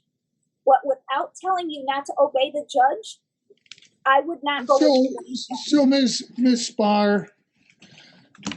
So I think that you're giving me new information. I didn't get a chance. I don't want new information. All I want is to know what you want and why, but the why has to be based on testimony presented. Okay. So you want them to have supervised visits. And the reason you want supervised visits is because you want somebody else to see how Mr. Cook interacts with his children? I would like, the girls are going to start seeing Shannon Louder, and I would like for Shannon Louder to talk with them, and maybe she can let you know how that's going or what's happening. But I have been advised by Protective Services. They couldn't tell me not to listen to you, but that would be the best situation for the girls. They are both very scared of Carl. His behavior has progressively gotten worse over the years.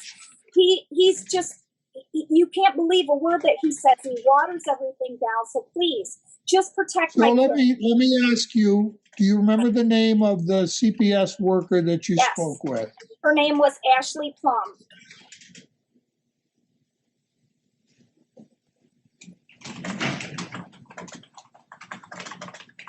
And she hold on. I don't want you to tell me what she told you.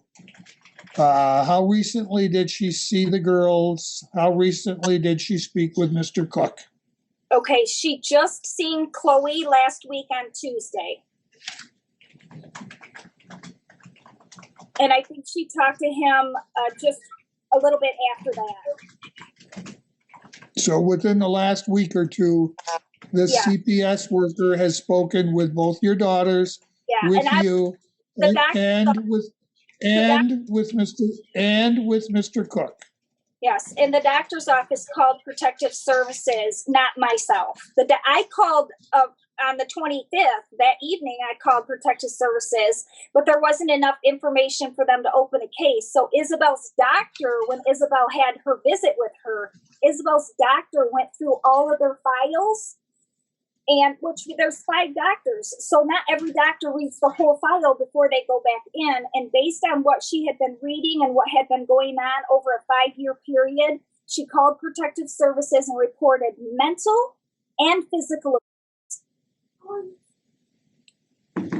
How do you know the doctor's office made a report? Because she told me that she did. I talked with Isabel's doctor, and she said to me, I don't have any other choice. Who's the doctor? They go see Dr. Wilsey. Losey? Wilsey. Spell that. I have to write it out. I think it's Wilsey.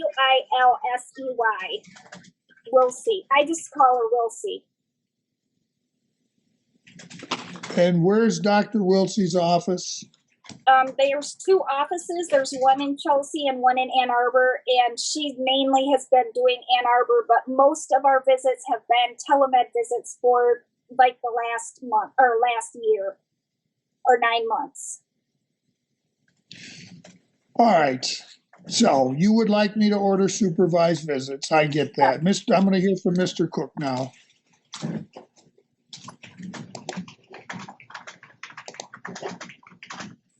Yes, Your Honor. Mr. Cook, I think I've already heard from you what you want me to order and why. You want me, first of all, to punish Ms. Spar for disobeying my orders for visitations. And you also want me to order Chloe to begin coming to visits again, but you want those visits expanded so that you get holidays every other weekend, 4 weeks during the summer, basically what the friend of the court handbook calls just how it's stated. Sorry, Your Honor. Reasonable rights of parenting time. Correct. All right. I understand that that's what you're looking for.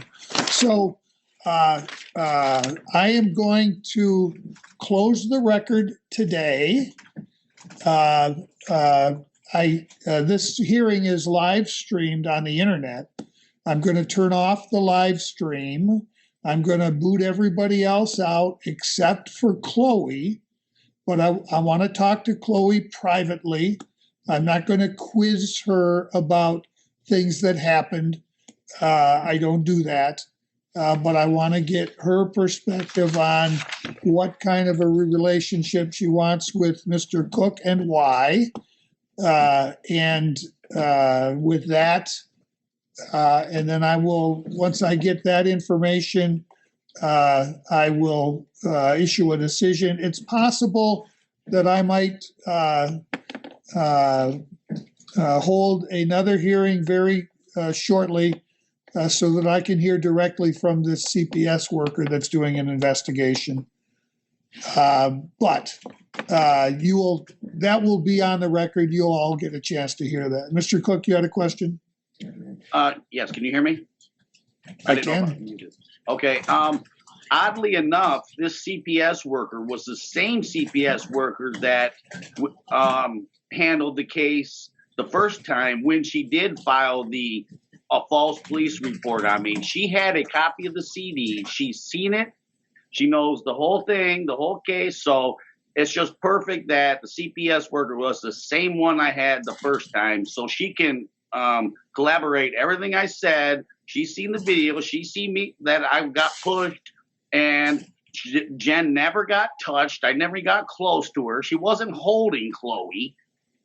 And so everything she said about her not lying, she will collaborate and prove that, yeah, she was lying. All right. So it sounds like this is a witness that you believe I should hear from.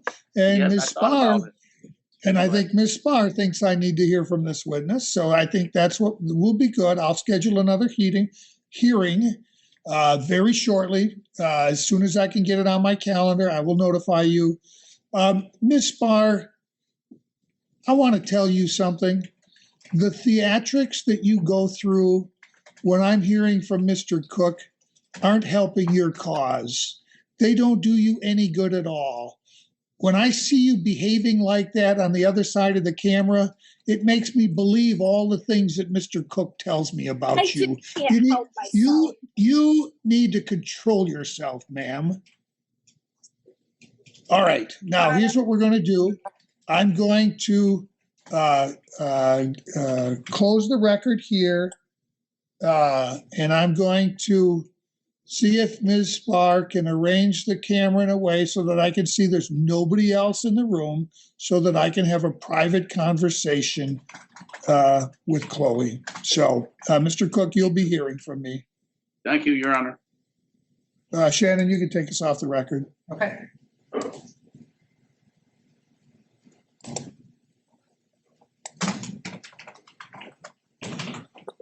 Okay, Ms. Spar, I want you to aim the camera in a direction where I can see both Chloe and see whoever else is in the house. I guess the one I'm most concerned with is you. I want to make sure you are not I'm gonna able to hear. the back window right here, and I will go out on the porch. All right. Okay, watching this, Mom, was truly something. And I'm glad the judge called her out at the end about it, because she was ridiculous. Shaking her head, holding up pictures, answering for the other person. It was distracting and it was rude. It was rude to the court. It was rude to the other people that were speaking. Mom was coaching the daughter, the younger daughter, throughout the entire thing. I could hear, I had headphones on, I could hear her whispering to her daughter. I could see her daughter reading a testimony or notes that were passed to her from her mother. I'm not really sure because you couldn't see what she was reading, but you could tell that she was reading something. Her eyes were going back and forth, her head was even going back and forth. That the judge should have stopped that.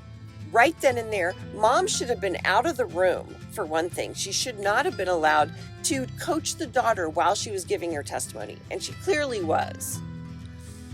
Grandma was allowed to listen to the daughter's testimony before Grandma testified, which was wrong. The judge allowed tons of hearsay in constantly.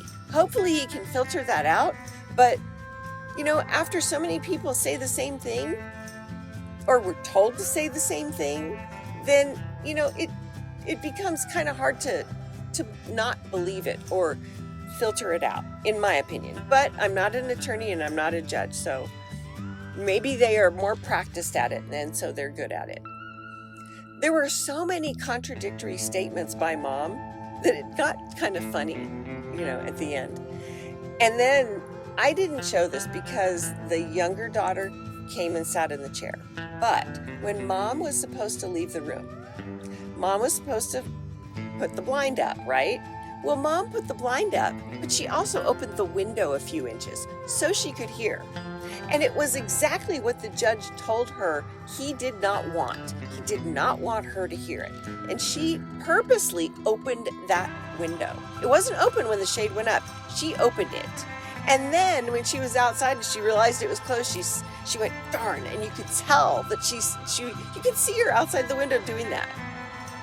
And I'm sorry, I did cut that out because I didn't want to show the daughter, the younger daughter in front of the camera as much as I could. I know there was one little glimpse of her earlier, and I'm sorry, I tried to cut that out too, but anyway, I will do more because I know there's more. So thank you guys so much for watching, and I'll see you next time.